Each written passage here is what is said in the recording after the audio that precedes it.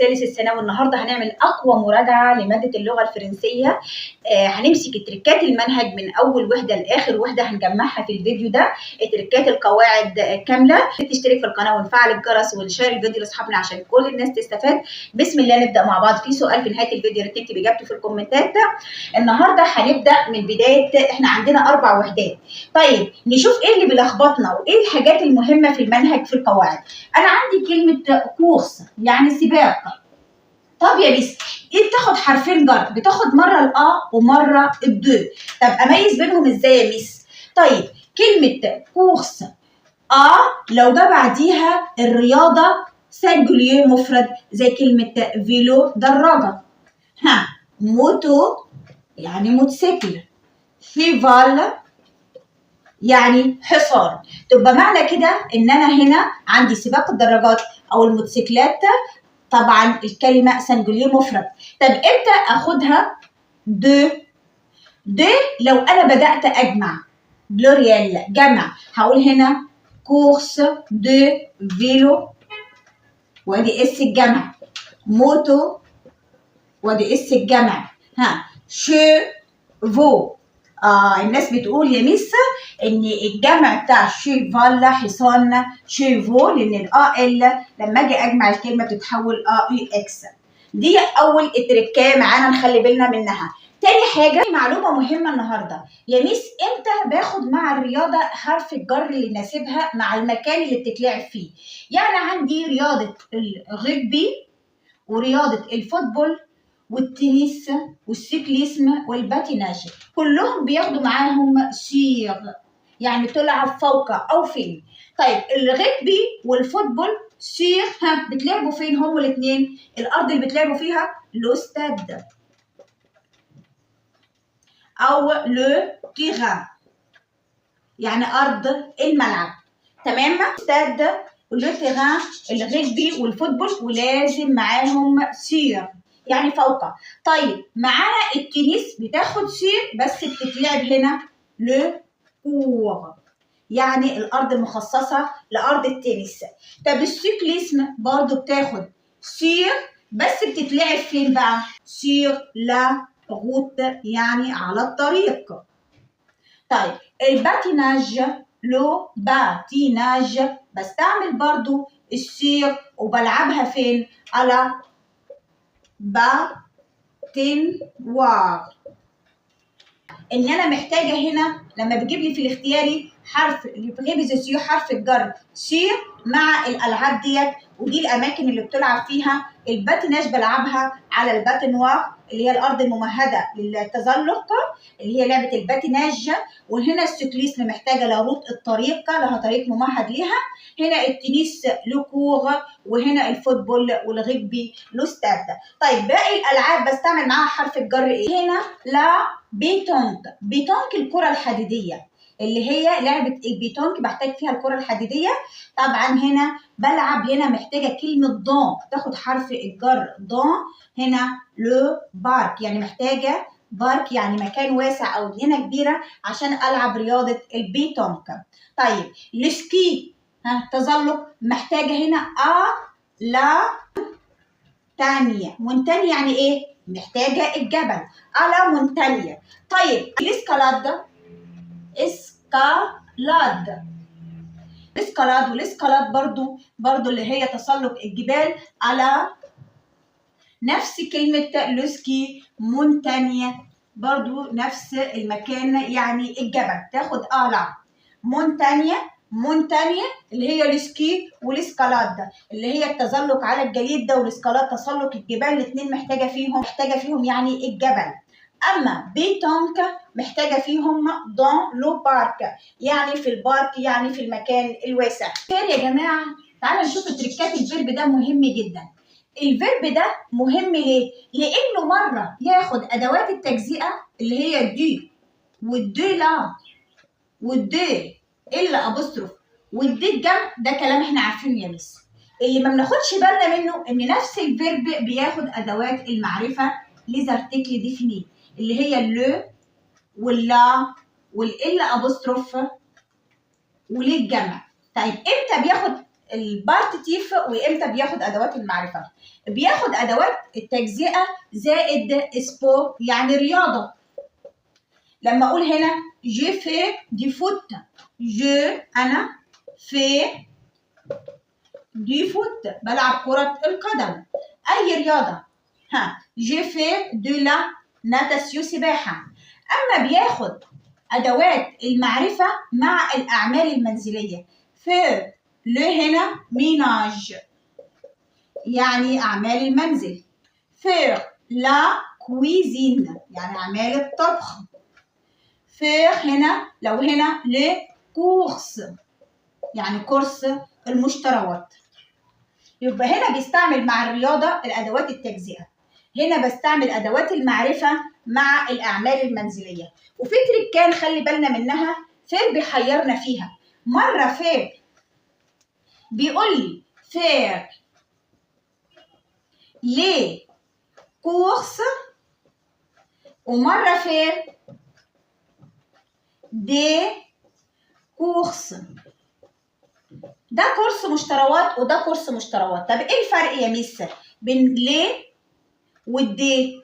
هقول لك لو انا بعمل فير ليه كورس يعني كورس مشتريات تغذيه، يعني عامله قايمه كده وراح السوبر ماركت اشتري اليمنتاسيو تغذيه حاجات تخص الاكل. اما فير دي كورس يعني مشتريات بصفه عامه، ممكن احذيه، ممكن ملابس. دي معلومه مهمه نخلي بالنا منها عشان لو جات لنا في القطعه او في المواقف. هنا تغذيه وهنا ان انا بتسوق بصفه عامه. هو فيرب فير كده لا، نخلي بالنا في معلومه صغنطوطه كمان عليه. فير في حاله النيجاسيو النفي بحول البارتيتيف هنا للدو ودي ابوستروف. يعني لو عايزه انفي الفراس ديت اما اقول هنا جي يعني انا، ني في با طبعا فيرب فير عليه النفي اهو. دي لا دي الا ابوستروف بحولها هنا للدو ابوستروف عشان هيبقى بعديها لتر فويل ايكيتاسيو الفروسيه. ده لو في كلمه مش مبدوءه بلتر فويل بحولها للدي، دي في حاله النفي. طب لو فيرب فير رقم 2 في الجمله اما اقول هنا جيم انا احب فير ان انا اعمل دي فوت كرة القدم. طيب انا بحب او جي سي. طيب يبقى فيرب فير هنا رقم 2 في الجمله، لما اجي انفي ما اقصرش النفي هنا. جو نيم انا ما بحبش با فيرب فير دي زي ما هي ما غيرهاش فوت العب كره القدم. تبقى الاداه هنا مع دي ما اتغيرتش امتى؟ لما يكون النفي ما وقعش عليه، يعني رقم 2 في الجمله الفيرب. اما هنا لو هو المنفي ببدا احول ادوات التجزئه للدي ودي ابوستروف. يبقى انا في الفيديو ده لميت لك كل احتمالات فيرب فير. طب فيرب فير لو جه بعديه كلمه بوتيك اللي هي المحلات بياخد يا ميس ليه ولا بياخد الدي؟ بديله ليه. طب فير مجازة برضو محلات ملابس هديله ليه. تمام، نخلي بالنا دي بتتحفظ يا جماعه. يبقى فيرب فير لو جه بعديه كلمه بوتيك او مجازة بديله ليه وليس دي. اما لو جه بعديه كلمه اشا يعني مشتريات، فير دي زاشا يعني بيعمل مشتريات. طب شوبينج اللي هو التسوق بياخد دي برضو. نخلي بالنا يبقى مع بوتيك والمجازات المحلات بدي ليه. فير مع الشا المشتريات والتسوق بدي الدي. تبقى اتفقنا لما ابدا باللعبه لفوتبول او لتنس او لا ناتاسيو اي رياضه انا ببدا بيها ببدا فيرب جوي بديله سي يعني تلعب وتمارس، وكذلك سي براتيكي. تبقى فيرب براتيكي وجوي بياخدوا سي لو انا بدات باللعبه الرياضيه. تمام. طيب المهم هنا انا عايزه اختار حرف جر مناسب. لما اقول كره القدم سي جو بتلعب 11 جوير، محتاجه هنا 11 لعيب عشان العب بيها، يبقى محتاجه حرف الجر. لما يقول لي اخد افيك ولا بديله لان فيرب جوي هنا سيجو تلعب محتاجة حرف الجر الأ. طيب سي سبور الرياضة ديت، بدأت بالرياضة. سيجو تلعب وتمارس.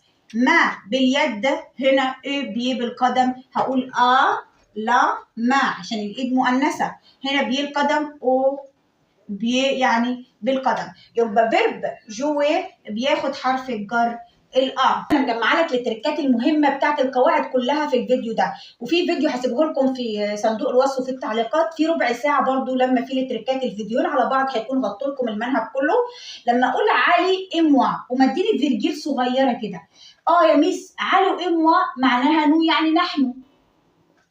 طيب عايزه احط هنا برونوم ضمير وعامل لي فيرجيل ونقط انكوراج. انكوراج يعني احنا بنشجع نطغ اكيب الفريق بتاعنا. هاخد ايه في النقط هنا؟ هاخد اون يعني نحن. الفيرب هنا مصرف مع الاون كانه ايه في التصريف بالظبط. تبقى نو هنا بتعادلها اون في المعنى يعني نحن، بس لما اجي اصرف الاون بصرفها كتصريف، بصرف الفيرب كانه ايه وقال بالظبط. دي معلومه مهمه. تبقى كلمه انكوراج يشجع واخده الاو، هنا حطيت الاون. طب لو كتب لي علي اموا مفيش فيرجيل ولا اي حاجه وقال لي صرفي الفيرب انكوراجي، هقول لهم هنا ده معناها نو. تبقى هنا لما اجي اصرف الفيرب هقول انكوراج واحط الاو ان اس. ايه ده يا ميس؟ ليه كده؟ ايه الفرق بين الاثنين فراز؟ هنا طلب مني فيرجيل صغيره وقال لي حط ضمير، فبقول له هنا عملها على بعضيها فبستبدل علي وموا كانهم نو، بصرف بناء عليه بحط الفيرب في اخره او ان اس، والفيرب بحط له الايه هنا عشان عمليه النطق. هنا ركز معايا وصحصح قوي لما اقول لك الملكيه يا جماعه. كلمه ايكيب يعني فريق كلمه فيمينا مؤنثه ومبدوءه بلتر فويل حرف متحرك. طب ما اقول سي اكيب بريفري، عايزه اقول الفريق بتاعي المفضل، وعشان هي مؤنثه الصفه بتتبع الموصوف كلمه بريفري حطيت لها ايه التانيث عشان بتيجي في الاختيار بيروح جايب لي دي ما بين قوسين. طيب عايزه تقولي ايه يا ميس؟ عايزه اقول لك ان كلمه اكيب لما قلت لك ده فريق بتاعي المفروض تقولي لي ما فريقي، بس احنا عندنا قاعده في اللغه الفرنسيه بتقول ان انا بستبدل الما بالمو. ليه؟ عشان هنا اسم مؤنث مضروب حرف متحرك بستبدل الما بمو. طب لو اصلا كان صا ولا طا برضو المؤنثين هنا ولا ما بستبدل الصا بالصون والطا بالطون والما بالمو. امتى؟ لو الكلمه مؤنثه مبدوءه بحرف فويل متحرك فببدا احول المؤنث للمذكر حاله واحده بس، الكلمه المبدوءه بحرف متحرك. انا بقى في جمله واحده اقول لك ازاي تميز ما بين الدو والا لما بستعملهم كملكيه. ازاي يا ميسا؟ طيب لما اقول لك سيسك يعني الشنطه ديت واقول هنا ايه، هاخد دي ولا بتاعتي او تخصني؟ هقول ليه يا ميس خدت وما خدتيش الدي؟ طب ما انا ممكن استعمل دي كملكيه يعني شنطتي، لان محتاجه قبليها فيرب اتر.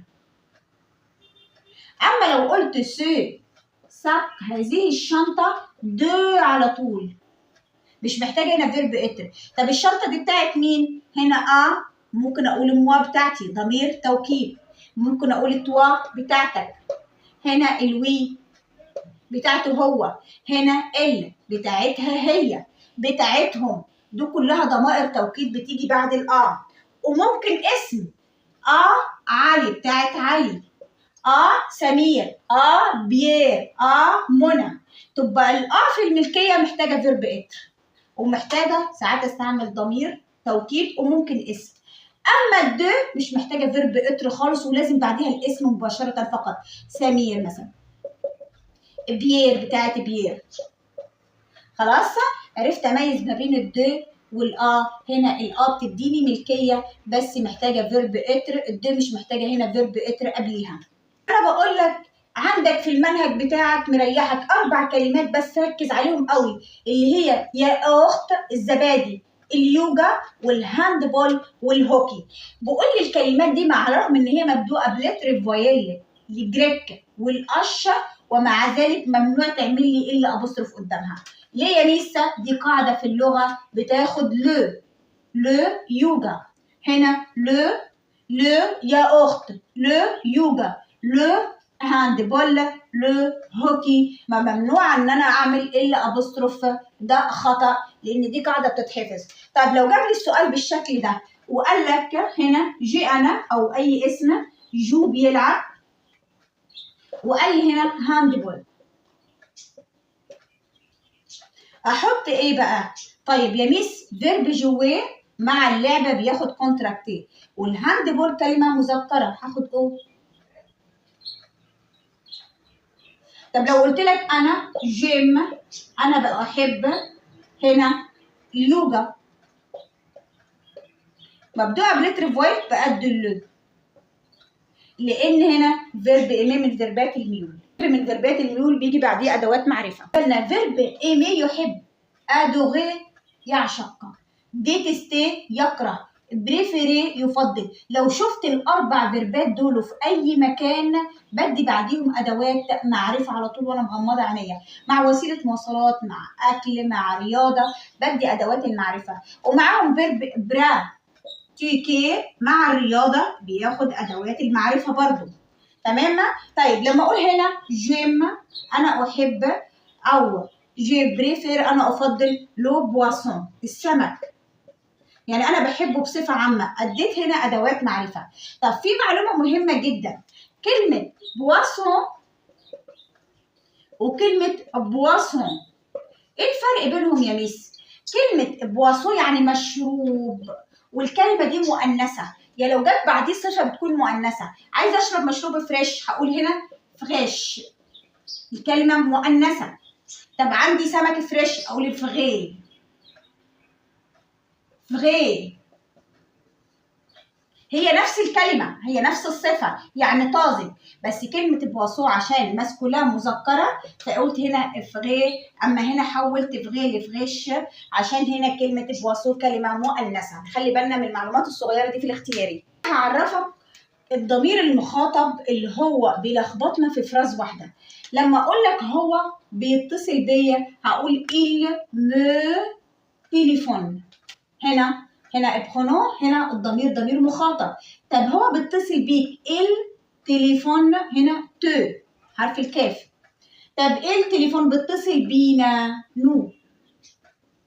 بيتصل بحضرتك او بيكم انتم يبقى فو. ما يجيش هنا واحد في الامتحان لما يجي له فراز زي دي يقول لي انا شايف النو المفروض الفيرب ياخد بعديها او ان اس، هقول له غلط، هنا الفيرب هنا مصرف مع الا، اما النو هنا اسمها ضمير مخاطب. ونفس الكلام هنا ما اديش ازد، لا، لان الفيرب برضو مصرف مع الايل، عايد على الايل، يعني هو بيتصل بحضرتك او بيكم، تبقى هنا الفو اسمها ضمير مخاطب. نخلي بالنا من المي والتي والنو والفو لما بتيجي ضمائر مخاطب. الدرس اللي كلنا دايما بنهاوي شويه وبنتلخبط منه، المفعول المباشر والغير مباشر.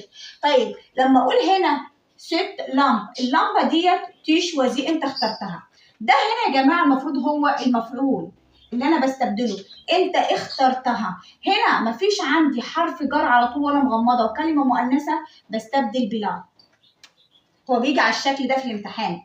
طب لما اقول سي فيتمو هذه الملابس، الفا متر او يعني انت هتلبسها فين. طيب سي فيتمو مفعول ماهوش حرف جر وما عنديش فيرب هنا، الفيرب هنا ما بتحطش بعديه حرف جر فبستبدل بليه الجمع على طول. طب لو الكلمه لو الفيرب فيه حرف الفويل والمفعول مفرد بدي الا ابوستروف هقول ليه.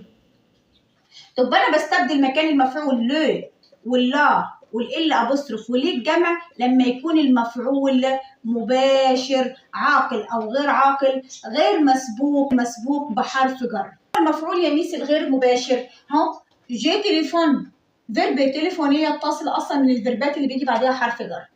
انا بتصل مفغي اخويا، هنا ده المفعول مسبوق بحرف جر بستبدله كله بالوي عشان هو مفرد. طب لو قلت هنا بحطها فين؟ ما بين الفاعل والفعل، هقول هنا جو لوي تليفون، انا اتصلت بي هو. طب لو المفعول هنا جمع زي كلمة مثلا أنا اتصلت مي فغير بإخواتي، جمع ومسبوق بحرف جر بستبدله بلور، بحطها في نفس المكان. هقول هنا جو لور، أنا اتصلت بيهم. كده احنا قدرنا نميز ما بين المفعول المباشر والمفعول الغير مباشر. ازاي بستعمله مع الامر؟ احنا عارفين الامر ادي فيرب من غير فاعل، باس لو بالون. طيب هنا مفعول مباشر يا ميس غير مسبوق بحرف جر مذكر بستبدله بلو، احطها فين؟ بعد الفيرب. ليه؟ عشان ده امر لو. طب لو عايزه انفيه ازاي؟ اروح مرجعاها وانفي، هقول لو باس يعني مش تمرر له. ها مثلا الكرة وادي كلمة با. طب ما الفعل ذو ضميرين، لما اقول لك هنا ري با ري باغ اتوا يعني جهز له، هنا ده فعل ذو ضميرين في حالة الإثبات. لو عايزة بيجيلي في حالة النفي بمسك اتوا وأحولها وأجيبها قبل الفيرب وأحط الني والبا، هقول هنا نو والتوا تتحول لت ترجع لأصلها وبغي باغ، هنا ايه؟ با. تمام؟ ده الشكل في حالة الإثبات وده في شكل حالة النيجاسيون نفي، عشان لما بيجي لي يجيبها لي ما بين أقواس ويقول لي تختار بالشكل بختارها. أنا الجملتين دول هيميزوا لكم بين المباشر والغير مباشر. خلي بالك من كلمة كونسي، ينصح، بتيجي في المواقف كتير. لا مير كونسي، الأم بتنصح سيز انفان، بتنصح أطفالها. فاعل مفعول، المفعول هو يا ميسة غير مسبوق بحرف جر جمع بستبدله بليه، بحطها ما بين الفاعل والفعل. تبقى لا مير الأم، هقول إيه هي وأقول أدي ليه كونسي بتنصحهم، عايدة على الأطفال بتوعها. طب نفس الفراز بس حصل فيها اختلاف. لا مير الأم كونسي سيز انفان بتنصح إلى أولادها دو دورمير. خلي بالنا هنا من ودو. تبقى انا اتحولت كده مفعول غير مباشر جمع بستبدله بلير واحطها في نفس المكان في الحته ديت. هقول ال هي لير بتنصحهم كونسي. خلي بالنا من التركات والمعلومات المهمه ديت. كلمه شكر في الكومنتات يا جماعه عشان الفيديوهات ترتفع. انا ما سبتش حاجه لما لميتها في الفيديو ده بامر الله تعالى، ربنا يوفقكم جميعا. لما اقول هنا ايه عايزه احط اداه استفهام مناسبه، ايه فوتر افي يعني افي، ايه رايك في سير، باخد راي حد في لبس في اي حاجه. كلمه افي يعني راي، بس هل هي مؤنثه ولا مذكره؟ ماسكولا مذكره فبديها كل. هقول خلي بالنا بتيجي في الاختيار كلي فوتر افي. طيب كلمه اوبينيو ما هو رايك، نفس المعنى بتاع الفراز بس هنا اوبينيو كلمه فيمينا مؤنثه، فهقول الفيمينا المؤنثه. هقول هنا كالي فوتر اوبينيو ما راي حضرتك سير مثلا لو كوستيم في البدله دي، لي فيتمو في الملابس دي. طيب طريقه اخرى لاخذ الراي، بانسيفو ماذا تعتقد، دو في اداه استفهام هقول كو يعني ماذا، انت اعتقادك ايه في الحاجه ديت. كو بانسيفو دو واطلب الحاجه اللي انا عايزه اخد رايه فيها. طبعا الفراز دي مهمه جدا نخلي بالنا منها. لما يقول لي فوزيت حضرتك كنت ضد او بوغ ولا مع، برضو الاخذ الراي تبقى كلمه كونتر يعني ضد، وهنا بوغ يلا يعني مع باخد راي حد. دي كلها طرق مختلفه لاخذ الراي. على سيدنا محمد صلى الله عليه وسلم ونكمل مع بعض. لا تختين يعني الفطيرة، الكلمة هنا ايه؟ مؤنثة. طيب لما يجيب لي في الاختيار سو بلو سكري كو لو بان يعني مسكرة أكتر من الخبز. طيب سي هنا يا جماعة ليه يا ميس ما خدتيش الصفة هنا مؤنث خدتيها ماسكولا مذكر؟ لأن سي عندي قاعدة بتقول إن سي دايما بيجي بعديها صفة ماسكولا مذكرة في الاختياري. حتى لو الكلمة اللي قبلها مؤنثة بس أنا ببني على سي بلو سكري أكثر سكر، تبقى سي هنا بيجي بعديها صفة مذكرة. طيب لما اقول جيم بيكو يعني كانتيتي كميه دايما بيجي بعدها دو. لو قال لي جيم بيكو دو ولا لو، انا بحب كثيرا بواسو السمك، مين اللي هيقول لي الاجابه؟ طبعا سامعاكم بتقولوا، في ناس بتقول لا بيكو بتاخد دو يا ميس، وفي ناس قالت لا. نخلي بالنا الجمله فيها ايمي، فيرب ايمي يحب، ده الفيرب الوحيد اللي في الجمله، فهأدي لو والدي هنا خطأ. ده خلي بالنا، ده اكسبشن كده نخلي بالنا منه.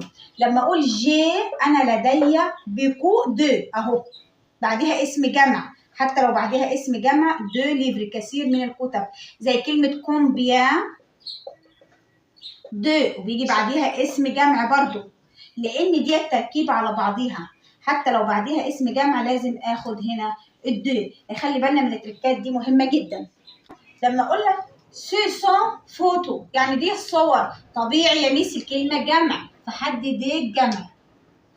امال لو الاسم الجمع سبق بصفه جمع بل، سون الصور دي جميله، بل فوتو في الحاله ديت بستبدل الدي الجمع هنا بالدو. ليه يا ميس؟ عشان الاسم الجمع مسبوق بصفه جمع، فهنا بحول للدو. دي بتيجي في الاختياري وجميله جدا نخلي بالنا منها. جمله بتكسر القاعده، في جمله بتكسر القاعده اللي احنا متفقين عليها. انت قلت لنا يا ميس الجمله لما يكون فيها فيربين، ادي الاول مصرف والتاني في المصدر، فيرب فين ما وقعش عليه النفي ما بغيرش يا ميس الاداه اللي بعديه. طبعا ده كلام مظبوط 100%، ما عدا كلمه سكي، نخلي بالنا ونحفظها في الذاكره، اللي هي التزحلق على الجليد. كلمه سكي ديت طبعا اللغه الفرنسيه بتفاصيلها دايما تتعبنا شويه عشان نركز. بتقول لك كلمه سكي حول، ليه؟ على الرغم ان فير هنا الفيرب ما وقعش عليه النفي. جيني سي انا ما بعرفش، با ها فير اعمل. طيب الدي هحولها للدو سكي، دي حاله خاصه يا جماعه الكلمه دي بس، غير كده لو فيرب فير ما وقعش عليه النفي اوعى تغير الاداه اللي بعديه. دي معلومه مهمه نخلي بالنا منها. نخلي بالنا في الباسيه كومبوزيه عندنا فيرب باسيه يا جماعه، يعني الفيرب ده بيتخانق عليه فيرب افوار وفيرب اتر. طب انت هتحيرنا معاك ليه؟ مين اللي هياخدك بالظبط وامتى؟ قال لك انا فيرب بحب ارضي الجميع. يعني ايه احب ارضي الجميع؟ احنا فيرب بس يعني يمر ويقضي، احنا عارفين ان اتر بتاخد 14 فيرب وباقي الفيربات بتاخدها افوار، بس افوار مش مكتفيه، قالت لا ده انا حاجه شاركك بفيرب باسيه. فيرب باسيه قال انا هاخد افوار وهرضيك وهاخد اتر، بس ليا حالات هاخد فيها افوار وحالات هاخد فيها اتر. يعني ايه؟ لو انا بمعنى يمر، لان احنا اتفقنا ان فيرب اتر محتاج حركه، فيربات الحركه ال 14 فيرب حركه، خد اتر. لو بمعنى يقضي خد افوار. طب لما اقول هنا جي باسي شتوا انا همر عليك، بيجي بعديه كمان ضمير توكيد، يبقى اتر على طول وانا مغمضه عيني تبقى جو سوي. طيب يبقى فيرب باسيه لو بمعنى يمر او جه بعديه ضمير توكيد ده بدي اتر. طيب لو هو بمعنى يقضي، جي باسي ان بيل سواري يعني انا قضيت اجازه جميله او سهره. باسي ان بيل سواري انا قضيت سهره جميله او فاكانس اجازه جميله، تبقى هنا فيرب باسي بياخد معاه افوار وبمعنى يمرر. جي باسي لو بالو علي انا مررت مررت الكرة لعلي يعني شطها لعلي، في الحالة دي برضو بياخد أفوار، تبقى يمر اتر، يقضي يمرر أفوار. بقى للقنوع يا جماعة ده حسن الختام. تعالى أقول لك تركاته إمتى بيجي. لو لقيت في الإفراز أدوات نكرة إن والدي استبدل المفعول بالأم. لو لقيت في الإفراز باختتيف دي لا دي إلا أبوستروف دي الجمع استعمل أم. لو لقيت في الإفراز عدد دو تروا كاتر أي عدد استبدل بالأم. لو لقيت كانتيتي كمية زي إيه يا ميس؟ بكودي أم ب دو يعني قليل من، السو دو يعني يكفي، ترو دو مخدوم، ترو دو يعني بالزيادة، دي العيله بتاعتك، لو لقيتهم في الفراز بستبدل المفعول بالبرونون اون. بس خلي بالك العدد والكميه في حاله النفي بتحذفهم. تمام؟ طيب حاله بس اخيره تركايه، لما اقول لك جو في دو لا ناتاسيون يبقى فيرب فير مع الرياضه استبدل بالاون برضه واحطها ما بين الفعل والفاعل. خلي بالنا من المعلومه دي، مهمه جدا يا جماعه. في معلومه برضو مهمه، نخلي كل حاجه مهمه والله، ربنا يقويكم وينجحكم يا رب. مون فخير يعني اخويا ايه موا، خلاص يا ميس احنا قلت لنا المعلومه دي بدايه الفيديو، بناخد نو معناها، بس هنا بنستبدل كانها بتعادل الضمير اون. طب هل في الباسيه كومبوزيه بدي تبعيه للأم؟ ده الأو دي مفرد، بديها تبعيه. هنا طبعا مو يعني جمع فاديتها التبعيه اس. دي معلومه مهمه جدا بتيجي في الاختياري، كله بيجي في الاختياري والله المستعان. اوني مونتي يعني اشيبال يعني احنا صعدنا على الحصان، هنا جمع، الأم هنا مستبدله مكان النود جمع، فعشان كده خدت تبعيه جمع. طب قلت لنا في النفي يا ميس لما اجي يكون عندي الباسيه كومبوزيه، لما اجي انفي بان في الاوكسيليير بس. هنا المره دي نافيه الاسم المفعول والاوكسيليير الفعل المساعد في الحاله دي فقط مع ني بيرسون، لان بيرسون هنا ديت نفي وليست اسم. هنا ادوات النفي ني بيرسون في الباسيه كومبوزيه في الحاله دي فقط، في الجمله دي فقط بنفي هنا الاسم الاوكسيليير اللي هو الفعل المساعد والاسم المفعول. السؤال اللي نجاوب عليه في الفيديو ايه هو بقى؟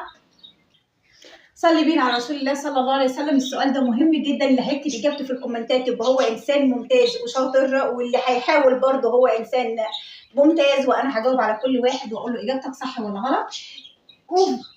اوف يعني يعرف، هنا فيها اس هنا ما فيهاش اس، هنا اللي برونون اون اوزانفيتي اللي هو المدعوين، الناس اللي انا بدعيهم في الحفله. اوفر هنا يقدمنا.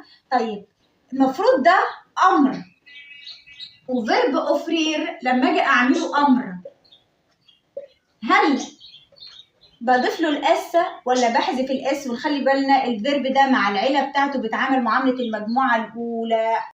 هنعمل اهم تريكات الوحده الثانيه. يا ريت تشترك في القناه وتفعل الجرس. وفي اسئله اللي ساعات بتيجي في القواعد بناخدش بالنا منها وتضيع مننا درجات، حاجات بسيطه قوي نخلي بالنا منها. لما يقول لي كلمه توت لا فاميليا يعني كل العائله، لما اجيب بعديها فيرب وعايزه اصرفه، صرف الفيرب اللي بعديها. ما حدش يقول لي كلمه توت لا فاميليا العائله دي يعني جمع فيها البير والمير الاب والام والاخت فيبقى جمع، لا، كلمه توت لا فاميليا كلها بتستبدل كانها ال المفرد.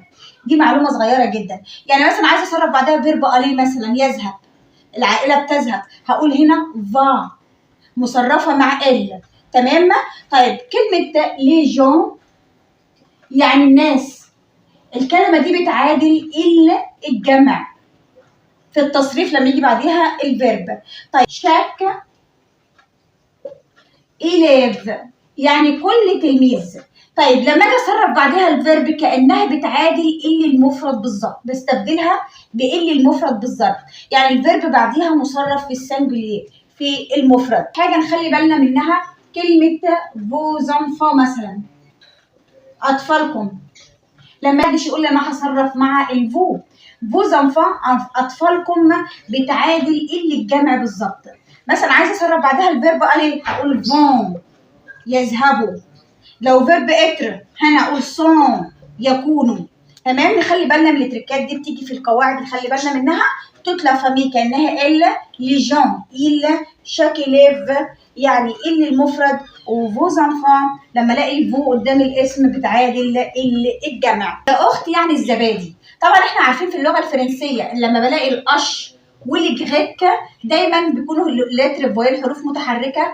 يا اخت لما الاقي الاش والجريك المفروض ان انا بدي الا ابوستروف لان دي حروف متحركه. لا، كلمه يا اخت الزبادي بقول بدي اللو، ما بعملش الا ابوستروف. اما اقول هنا جو يعني انا، مانج انا باكل، هنا هقول دي يا اخت يعني جو مانجي يعني انا باكل دي يا اخت باكل زبادي. المفروض لو واحد جابها في الاختيار هيقول دي الا ابوستروف عشان دي حرف الفويل، هقول له لا الكلام ده غلط. تمام، لان احنا عارفين الاكلات بتاخد هنا ادوات الباغ تيت التجزئه. طب مين اللي زي يا اخت نخلي بالنا؟ هاند بول. هاند بول يعني لعبه الهاند بول برضو بدي اللي. تمام، هوكي وعندي اليوجا نفس الكلام، كلهم هنا بياخدوا اللي. تمام. طيب يبقى هاند بول، هوكي، يوجا يا اخت بدي اللي وليس الا ابوستروف. كلنا عارفين المعلومه دي. اقول هنا معلومه كمان، لما اقول هنا جيم يعني انا احب وافضل هنا كافيه القهوه. طبعا فيربات الميول بأدي اللي وليست ادوات التجزئه. طيب ايه اللي زي فيرب ايمي؟ فيرب بري في ري، وعندي ادوغي يعشق، وعندي دي تستي يكره، ومعاهم فيرب ايمي. لو شفت اي واحد من الفيربات مع الرياضه مع الاكلات مع وسائل المواصلات بدي اللي الا ابوستروف للجمع. الكلام ده سهل واحنا عارفينه. ايه اللي نخلي بالنا منه؟ لما اقول هنا جادور سيت جلاس يعني انا بعشق الايس كريم، هذا الايس كريم. تمام، يبقى انا هنا بدي ايه؟ ادوات معرفه او صفه اشاره. جيم براندر دي لي. الله يا ميس مش انتوا قلتي لي مع فيرب ايميه بندي اللي واللا والا ابوستروف وليه الجمع؟ هقول لك هنا في عندي فيربين في الجمله. انا مادام انا ما اشتغلتش على الفيرب الاولاني هنا تبعا للفيرب الثاني. هنا الاكل بدي معاه ادوات التجزئه عادي وما بيتغيرش في حاله النفي، لان احنا عندنا قاعده في اللغه الفرنسيه الفيرب الاول بصرفه والفيرب الثاني بيكون في المصدر، والاداه تابعه للفيرب الثاني. الاداه هنا بتكون تابعه للفيرب الثاني وليس الفيرب الاولاني. نكمل معايا، ما تنساش تحط لايك للفيديو عشان الفيديوهات ترتفع يا جماعه وننزل باقي الفيديوهات. لما اقول هنا المعلومه دي خلي بالك مهمه جدا، جاشيت انا بشتري. طب انا بشتري هنا فروي فاكهه. واحد هيقول لي دي سهله يا ميس، فروي فاكهه يعني جمع بدي الدي. طيب لو انا كتبت نفس الافراز وقلت جاشيت انا بشتري، وقلت هنا بون فروي يعني فاكهه طازه او فاكهه جميله. بون هنا ديت صفه جمع، للصفه الجمع اللي بتسبق الاسم الجمع بستبدل الدي بالدو. في الحاله ديت بدي الدي في الاختياري. لو جات لي بركز قوي ما ببصش على الاس واطلع اجري واختار الدي، لا ما دام في اسم جمع مسبوق بصفه جمع فبدي الدي وليست الدي. تاني لما اقول هنا اكزامبل مثال واقول لك جو نو فو با يعني انا لا اريد هنا انا ناس. واحد يقول لي ادي الاس فحدد دي الجمع، هقول له ركز وانت بتبص للافراز، لو لقيتها فيها نفي يبقى في الحاله ديت هنا بدي الدو. طب الكلمه مبدوءه بلتر فويل تبقى دو ابوستروف.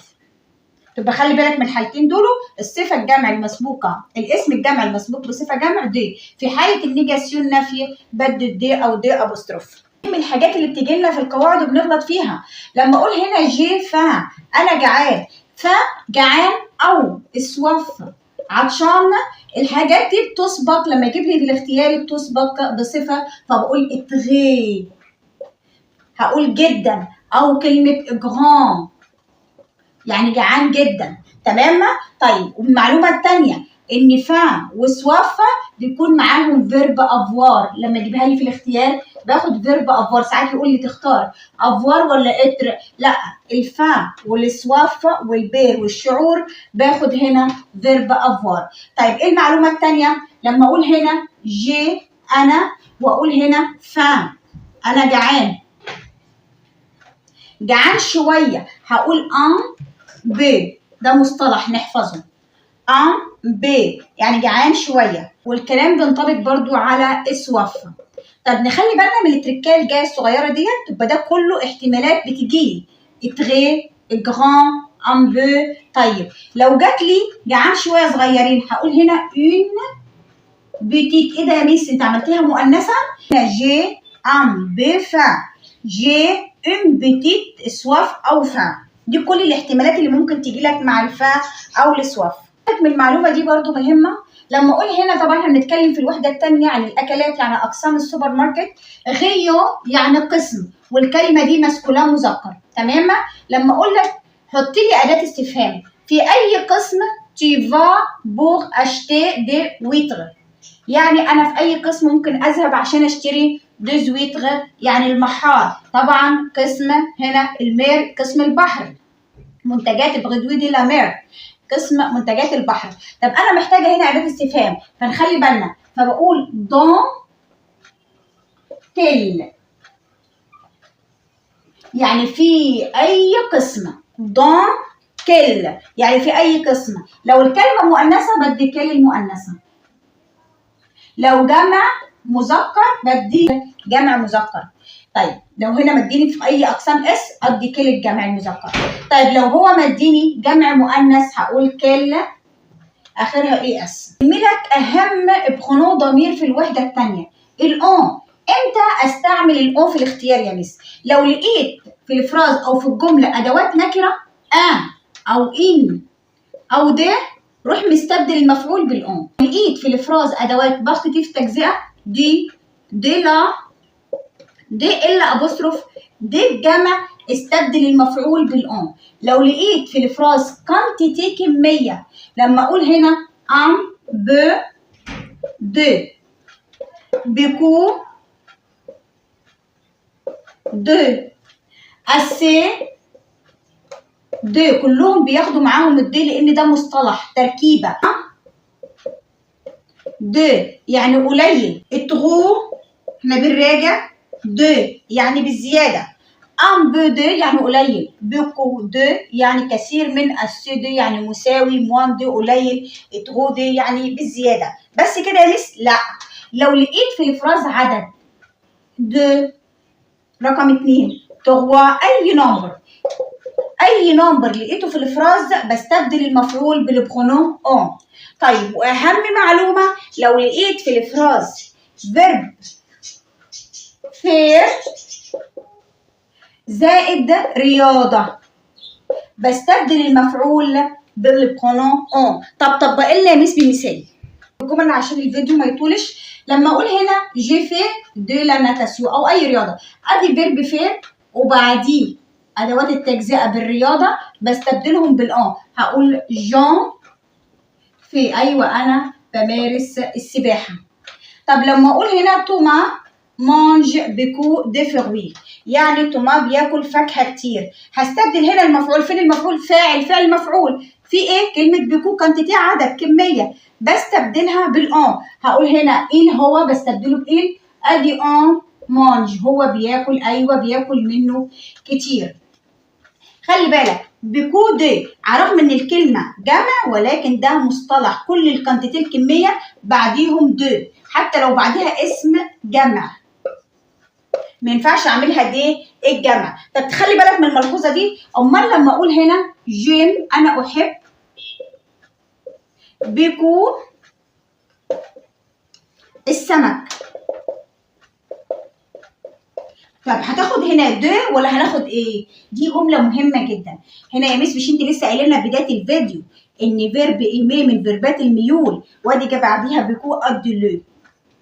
معلومه مهمه جدا، رغم ان احنا ان بيكو لازق فيها الدو دايما، ولكن في هنا مع فيربات الميول اديت لو. جيم بيكو لي بواسون، انا بحب السمك كتير. الكانتيتي الكميه، لما اقول لك هنا جي انا مانج باكل، بيكو كثير، ورحت حاطه هنا بوا نقطه وقلت الجمله بتاعتي خلصت. فين الدي يا ميس؟ انا مش محتاجاها. يبقى الكانتيتي لما تيجي في اخر الفراز ما بحطش معاها الدي، مش لازم ان انا احط معاها الدي. تمام. جت قبلها فيرب من فيربات الميول بحط ليه او لا او الا ابصرف حسب الكلمه. غير كده بحط بعدها اسم جمع والدي. دي كل احتمالات الكانتيتي الكميه. بالنا المعلومه دي مهمه جدا يا جماعه. الامر يا ميس، الامر احنا عارفين الاو بتتحط ما بين الفاعل والفاعل. في حاله الامر طبعا الامر انا ما عنديش هنا فاعل، فبتتحط بحط هنا شرطه وبحطها بعد الفيرب. افعال المجموعه الاولى في حاله الامر مع البرونو او لازم ارجع الاس تاني. هي الاس دي مش كانت محذوفه؟ عشان هنا احنا اتفقنا لما اقول هنا تي انت مانج بتاكل، وعايزه اعملها امر اقول لك كل، فبتحذف التي وبتحذف الاس، فبتقول مانج كل لو بواسو مثلا سمك. لا، في حاله الامر ده لما اجيب بعديه الضمير برجع الاس تاني عشان بتجيلي في الاختياري. بيجيبها كده في الاختياري يقول مانج وادي اون ده اختيار، او مانج واحط الاس اون، يبقى اقول له لا انا لازم اخد اللي فيها الاس عشان هنا الاو جه بعد الفيرب مش قبليه. في الحاله ديت بحط الاس. هنا بوا اون يعني اشرب، اشرب ميه كتير مثلا، ادي امر. ده فيرب بوار يشرب، دي مجموعه ثالثه، فالاس كده كده موجوده، انا ما بقدرش احذفها، انا بتكلم على المجموعه الاولى. طيب انا عندي مصطلح إليا يعني يوجد، لما اجي انفيه واحط البرونون اون بحطها فين؟ إليا لما اجي احط البرونون اون بحطها هنا ما بين الجريك والا، وفي حاله النفي بتدخل معاهم في النفيه. il n'y a pas dans le frigo يعني ما فيش حاجه موجوده في الفريزر. تريكات ومعلومات مهمه جدا بقى معايا في المعلومات الصغيره المهمه جدا ديت عشان مش تخسرنا درجات. لما اقول لتر دو يعني كم لترات الميه مثلا انت بتستعملها او بتشربها في اليوم، هقول هنا بقول كم للعدد كومبيان، ده مصطلح. وادي دو نخلي بالنا شفتها كتير في امتحانات، كومبيان دو لتر وبعديها اسم جمع، لتر اخرها اس، تبقى ده مصطلح على بعضيه. الدو ديت ما ينفعش اجمعها، كومبيان دو مفرد اهو دو وبعديها اسم جمع. يقول لي اسم الشيء اللي انا عايز اسال على سعره، ليه بوم التفاح واقول ساقوت مفرد جاي مفرد، ساقوت كم يتكلف كومبيان. مثلا ليه بوم طريقه اخرى اسال فيها عن السعر، صافي مفرد اهو صافي كومبيان كم يتكلف. الشيء اللي انا عايز اسال عنه وادي فيرجيل صغيره اهو واقول سي كومبيان يعني ده بكام، يبقى ايه الثلاثه مفرد اهو ساكوت صافي سي كومبيان سعره قد ايه. طيب لو انا بقى جبت الشيء بعديه بقى قلت ايه كومبيان كوت جمع، ليه بوم كم يتكلف التفاح هنا جت جمع. طب لو عايزه اقول هنا كم يتكلف وجبت دي مفرد هعمل دي كوت مفرد. طيب يبقى الشيء لو جت الاول وبعد وفي فرجين هنا بقول ساكوت صافي سي كومبيان. انا من المصطلحات دي امتى بستعمل وي ونو. وي لو انا عندي بوافق على الشيء، وي يعني نعم زي يس. طيب نعم يعني اوكي، بيان سير بالتاكيد، داكور يعني موافق، افيك بليزير بكل سرور. طيب امتى بستعمل نو؟ ديزولي متاسف، با دي تو يعني مطلقا لا، جامي يعني انا بنفي لا. لو السؤال منفي الاثبات بتاعه بسي يعني بلا، لو انا هرفض بقول نو لان ما بستعملش وي. ازاي يا ميس ادينا مثال، لما اقول هنا تيني في با دي سبورت هو انت ما بتعملش رياضه بتمارسش رياضه، ادي الايه ده سؤال منفي بسالك بس عن طريق النفي. ما دام انا شفت نفي الجزء الثاني من السؤال لازم اقراه كويس قوي. جي في ديس تونس انا بعمل تنس، يبقى لا ده انا بمارس رياضه وبلعب تنس، هقول له سي يعني بلا. طب قلت لا انا ما بلعبش خالص هقول نو. تمام. اصلك المقارنه في الجمل الاربعه دول عمرك ما تغلط في سؤال المقارنه ان شاء الله. لما اقول هنا ماري دي بنت بلي جروس كليون هي اتخن من ليون، طب انا عندي هنا بقارن في صفه، ما دام بقارن بصفه بحط الصفه ما بين هنا ادوات المقارنه اللي هي بلي وادي كو او موا واقول كو او سكو. طيب ايه المعلومه الثانيه اللي تخلي بالك منها؟ في حاله مقارنه الصفه بتتبع الموصوف. ماري هنا بنت، فكلمه الجروس جت مؤنثه ما قلتش كرو عشان لما اجيبها لي في الاختياري. تمام، تبقى الصفه بتتبع الاسم الاولاني.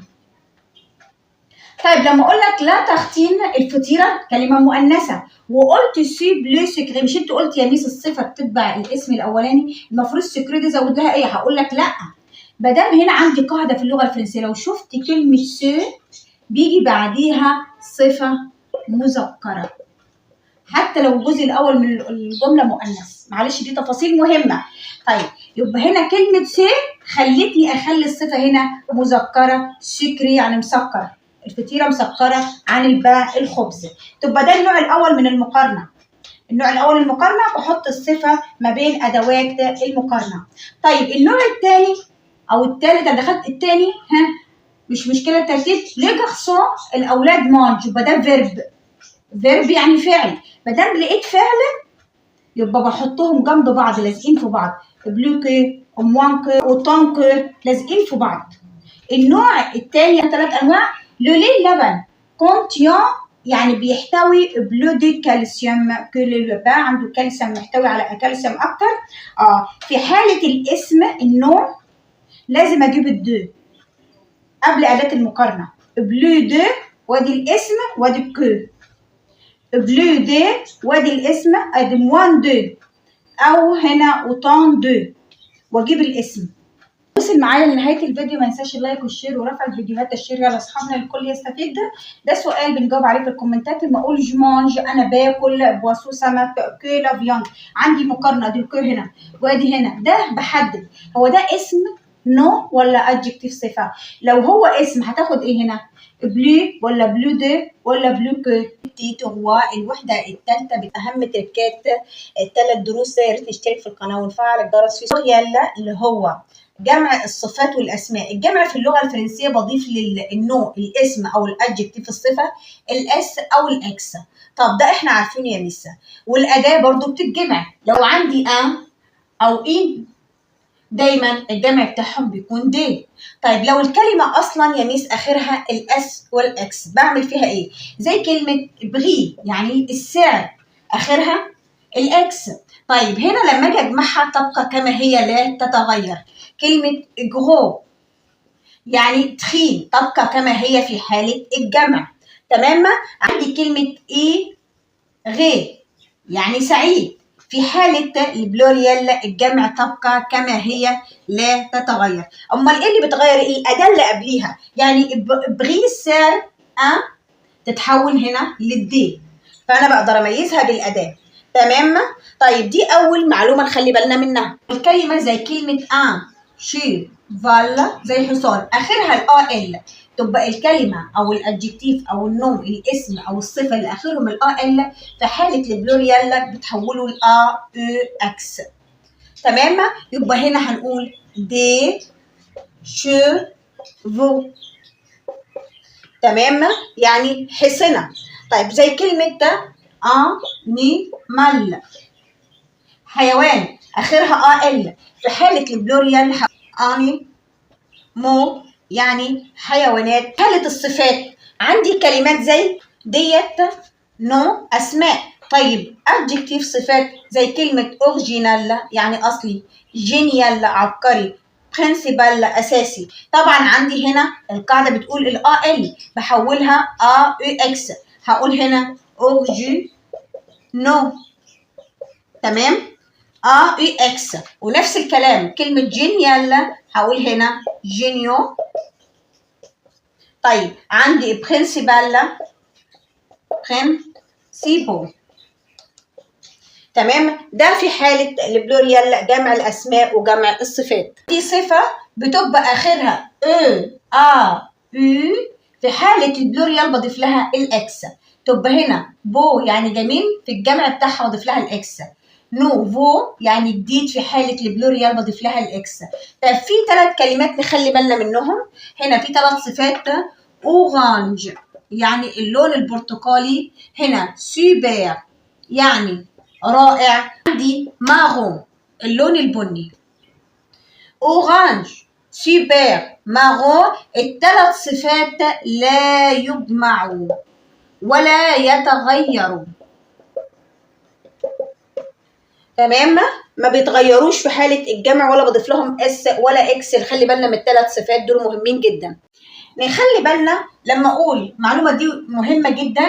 سيسون فوتو يعني ديت صور. سهلة يا ميس كلمة فوتو صور جمع اخرها الاس فبدي دي شيء طبيعي. طيب هقول لك كده صح مفيش مشكلة. امال لو كتبت نفس الافراز وقلت سي سون وكتبت هنا فوتو، يعني ديت صور جميله.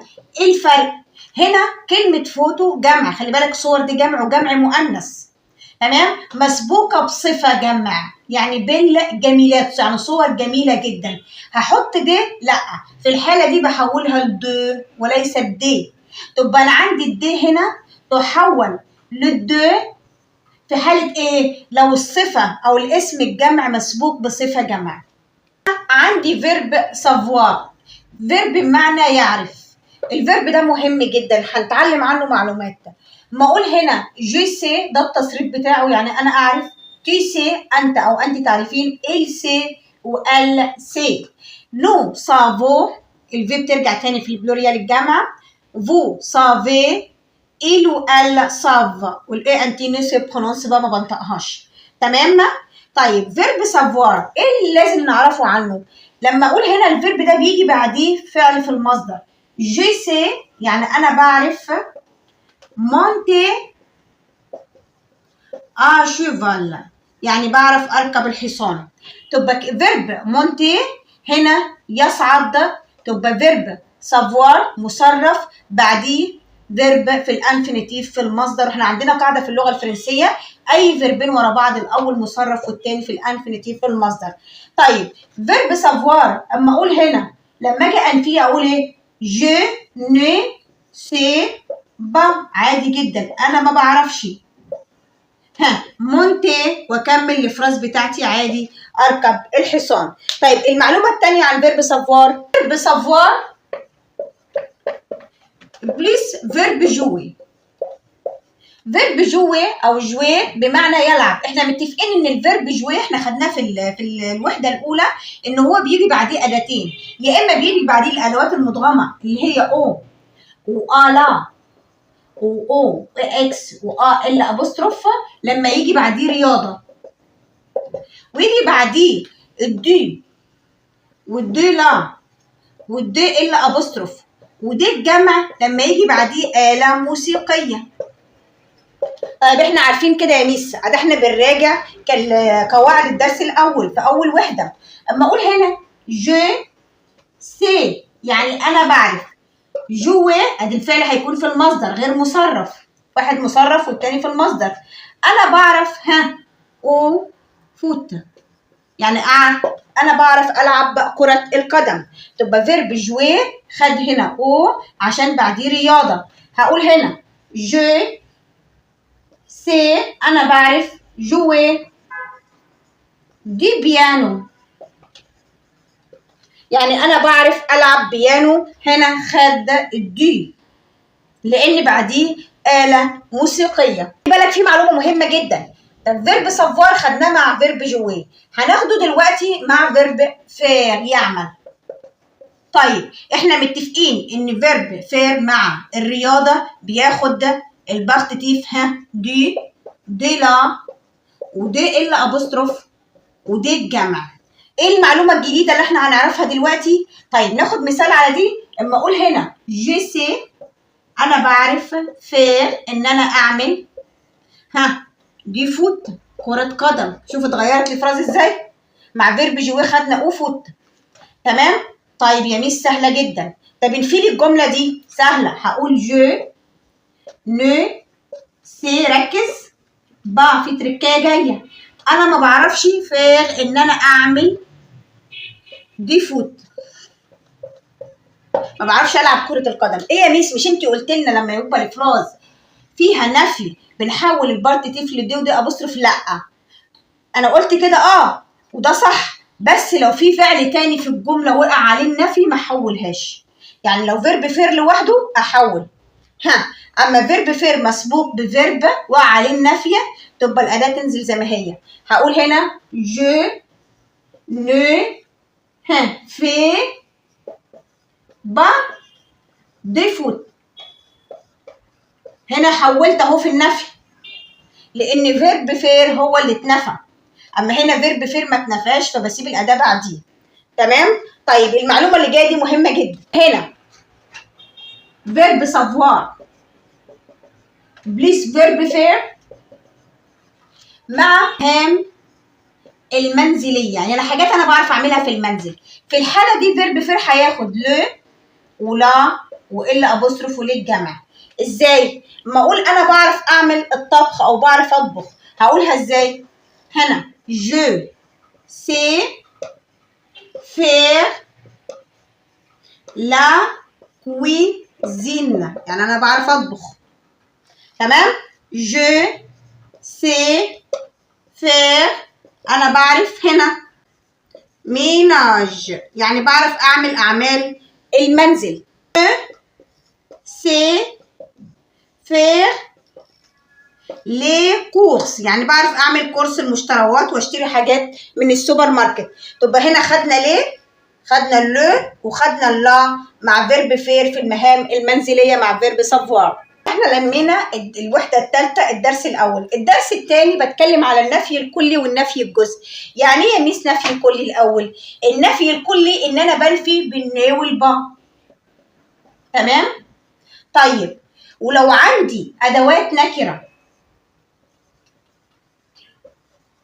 او ادوات بتضيف تجزئه في الافراز، في حاله النفي يا جماعه دي قواعد مسلمه بحولهم للدو ودو ابوستروف، ما عدا لو الافراز فيها فيرب اتر ما احولش، اسيبهم زي ما هما. يبقى النفي الكلي ان انا بحط الفيرب بتاع الافراز الجمله بحطه في بين الني والبا. تمام؟ لو عندي وان ودي ودي ودي لا ودي الا ابوستروف ودي الجمع بحولهم في حاله النفي للدي والدي ابوستروف. اتفقنا ان انا عايزه انفي مثلا اليا دي موستيكا على كامباني، يعني يوجد ناموس في الريف، عايزه انفي الافراز ديت. ادي السوجي الفاعل هقول ايه. طيب الجريك هم دي اللي هيتحطوا بين طرفي النفي، واحط هنا ان ابوستروف عشان الجريك حرف فويل متحرك، وادي البا. كده انا نفيت نفي كلي. تمام؟ طيب ما انا عندي الدي بحولها الدو موس تيك واكمل الافراز بتاعتي. طيب احنا اتفقنا لو لقينا الدي والدي والدي الا ابوستروف مع فيرب جواه في حاله النفي ما بحولهمش، احنا خدناها في الدرس الاول. تمام؟ دي معلومه مهمه نخلي بالنا منها. النفي الجزئي، تيجي ناخد يعني النفي الجزئي مع بعض. لقيت كلمه كلكا يعني شخص ما، يعني بسأل على إنسان عاقل، أو كي يعني من، أو أكي إلى من، أو أفيك كي إلى من. في الحالة دي بنفي بإيه؟ بالنو بيرسون، يعني لا شخص. il y a quelqu'un dans la cour يعني يوجد شخص في الحوش، هقول له لا يوجد شخص. يبقى كلكا هستبدلها بنو بيرسون. احنا اتفقنا ان الكريك هم اللي بيتنفوا، هقول il n'y a personne dans la cour يعني لا يوجد شخص في الحوش. أكي إلى من تي بارل، إلى من أنت تتحدث؟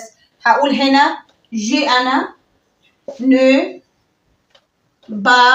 parle à personne، يعني أنا ما بتحدثش مع حد.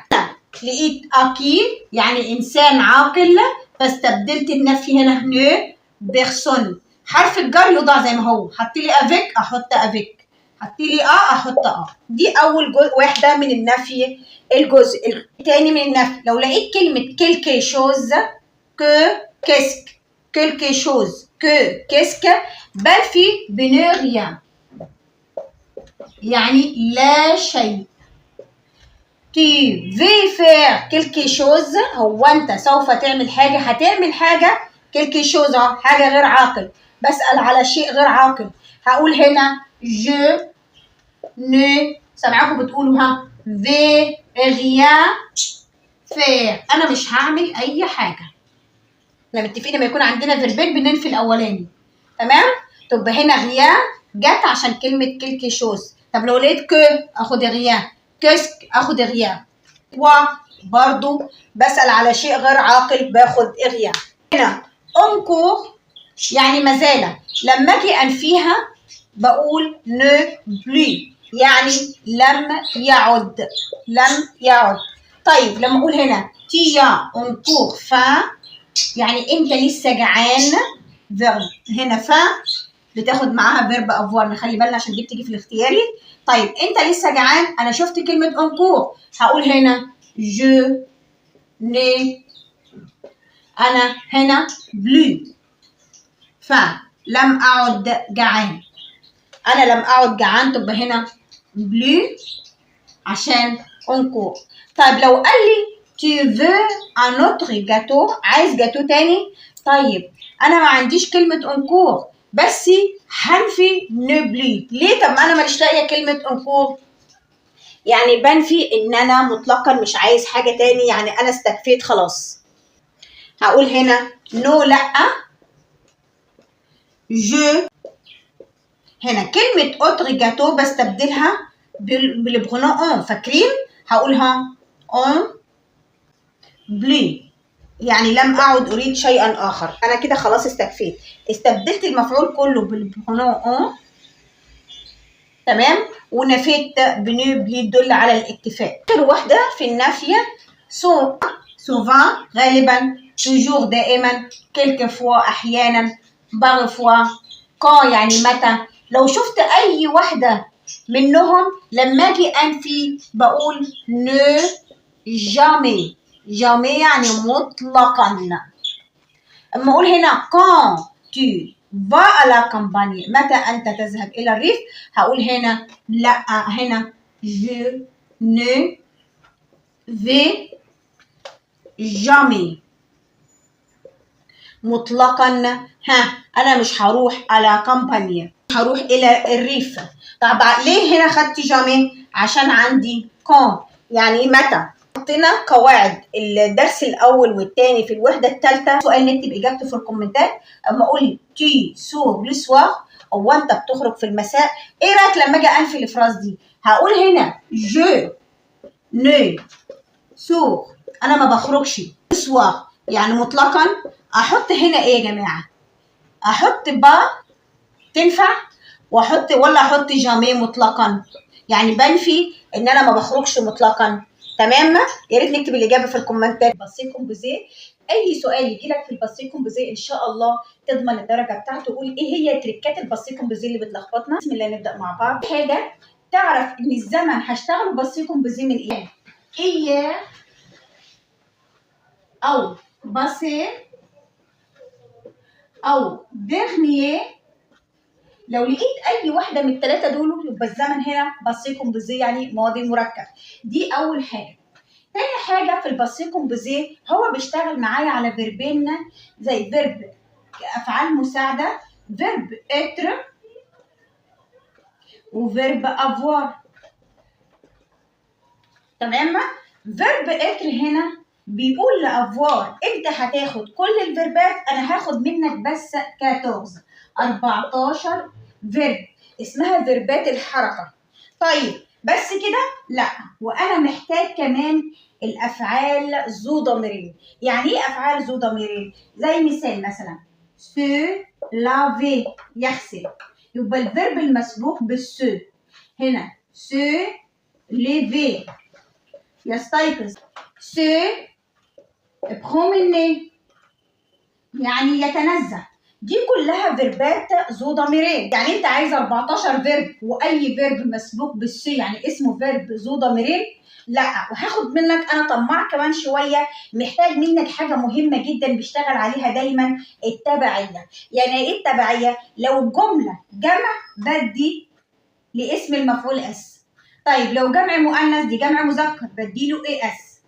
طيب لو مفرد بس فيمينا مؤنث سنجولير فيمينا بدي الاو. تمام، تبقى فيرب اتر بيديني 14 فيرب افعال ذو ضميرين بيديني التبعيه. فيرب افوار بياخد كل او باقي الفيربات ما عدا ال 14 فيرب. تعال نشوف بقى اهم تريكات الزمن. ازاي بتحط التبعيه دي؟ ايه يعني امس، الي سورتي يعني هي خرجت، ادي الباسي كومبوزيه، اياه يعني امس. طيب ادي هنا الاكسلير بتاعي مين؟ فيرب اتر. طيب اسم المفعول سورتي يخرج. طيب هنا ايه؟ فيمينا مؤنث، سنجولير مفرد، فبدي التبعيه او عشان بيجيبها لي في الاختياري. hier امس ils sont sortis يعني هم خرجوا، جمع مذكر، وادي فيرب اتر لازم يكون عندي فيرب اتر، وادي الدليل اياه هدي اس الجمع، ادي التبعيه. طب ما اقول اياه elles sont sorties يعني هن خرجنا، جمع مؤنث، وادي برضو فيرب اتر لازم ادي او اس. تمام كده بكل بساطه ازاي بتحط التبعيه للفيرب. لما يقول لي هنا مسيو يعني سيدي يعني حضرتك، فوزيت ادي فيرب ايه؟ فيرب اتر مصرف في المضارع بياخد ال 14 فيرب. فيرب فينير هنا اسم المفعول منه فيني. طيب كان وصلت امتى؟ طيب هنا فيرب فينير هياخد تبعيه، المفروض اديله اس يا مس عشان فوزيت جمع. هقول لك لا، انا هنا بستعمل صيغه الادب والاحترام، بقول مسيو انا حضرتك يعني شخص واحد، فما بديش تبعيه. تمام. لما اقول مدام برضو في صيغه فو يعني حضرتك، صيغه ادب واحترام، مفرد مؤنث فو زيت فيني. جيتي امتى؟ هدي تبعيه او. اقول هنا سيلين ايه مارتين ادي بنتين يعني جمع مؤنث، ادي فيرب اتر لازم يكون عندي فيرب اتر متاكده مش فيرب افوار. طيب هنا المفروض جمع مؤنث ادي فيني بدي التبعيه او اس. كده احنا لمينا كل تبعيات فيرب اتر، عمرك ما تغلط في واحده فيهم. في تريكايه صغيره نخلي بالنا منها عشان المعلومه دي مهمه جدا. لما اقول لك مون فخير يعني اخويا، ايه موا وانا. طيب لما ايه الاقي كلمه موا معاها اسم كاني بالظبط بستعمل نو يعني نحن، لبرونو نو. طيب هو حط لي فيرجيل صغيره هنا وجاب لي الفيرب مصرف في المفرد، واحنا اتفقنا ان نو بتعادل اون في السنس في المعنى، ولكن الفيرب بعد الاون مصرف كانه il او ال. طيب هنا يا ميس حد تبعيه ولا مش حد تبعيه؟ ادي عندي فيرب اتر على طول، فيرب اتر مرتبط بالتبعيه. طيب مونتي ا شيفال يعني احنا ركبنا على الحصان، عشان نو هنا فالتبعيه راجعه لنو، فبدي التبعيه جمع مذكر. وساعات بيجيبها بطريقه ثانيه، بيقول لي مون فغير اي موا ويجيب لي هنا الفيرب مصرف في المفرد، فاختار الضمير اون. تمام، لان الاو بتعادل النو، بس لازم يكون هنا ايه في فيرجيل صغيره.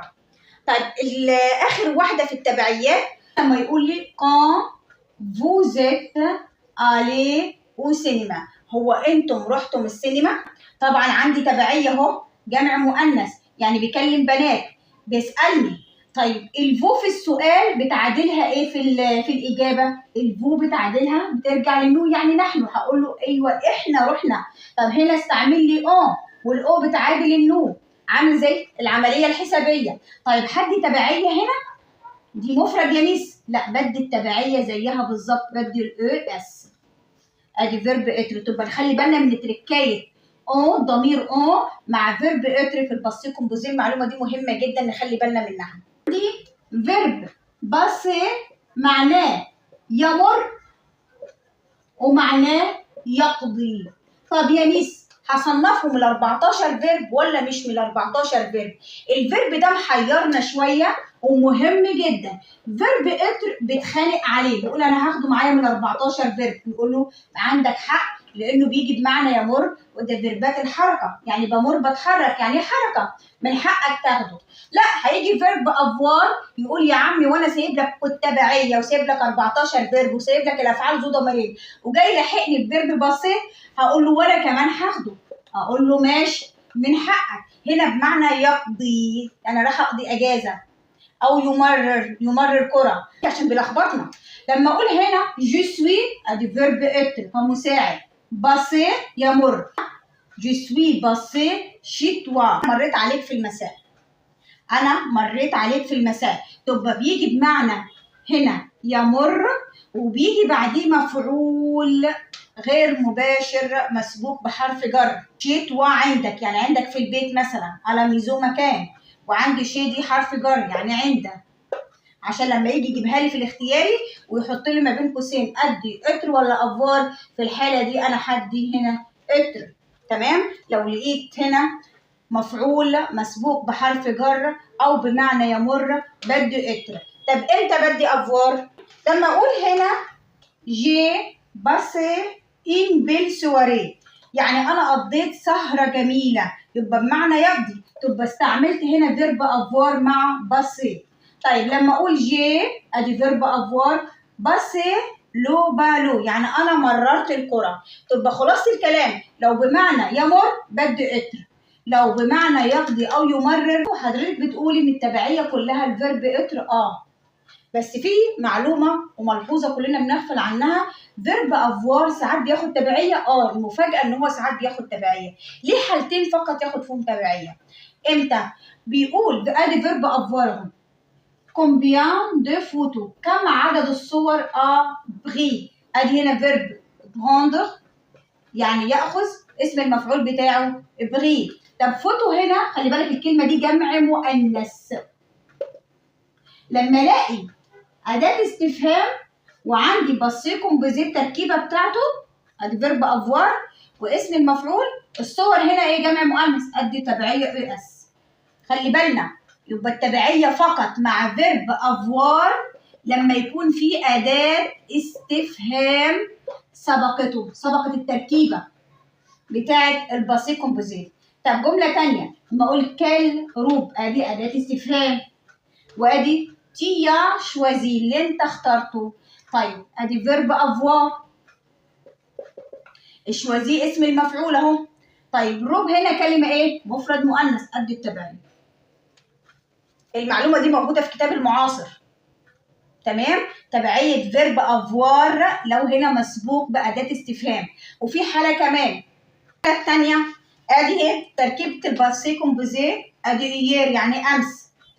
جي ستروب الفستان ده جي لي اشتي يعني اللي انا اشتريته، تبقى ادي التركيبه فيرب افوار وادي اسم المفعول اهو اشتي يشتري.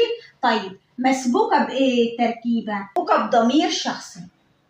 طب لو مسبوقه بضمير شخصي لو او اللا او ال ابوستروف او ليه الجمع بدي افوار تبعيه. الفستان مؤنث ادي الايه مفرد مؤنث. ديت الجزئيه ديت فقط تبعيه فيرب افوار، دول الحالتين فقط اللي بيجي فيه تبعيه في فيرب افوار. اما اتر لازم كل جمله قد فيه تبعيه.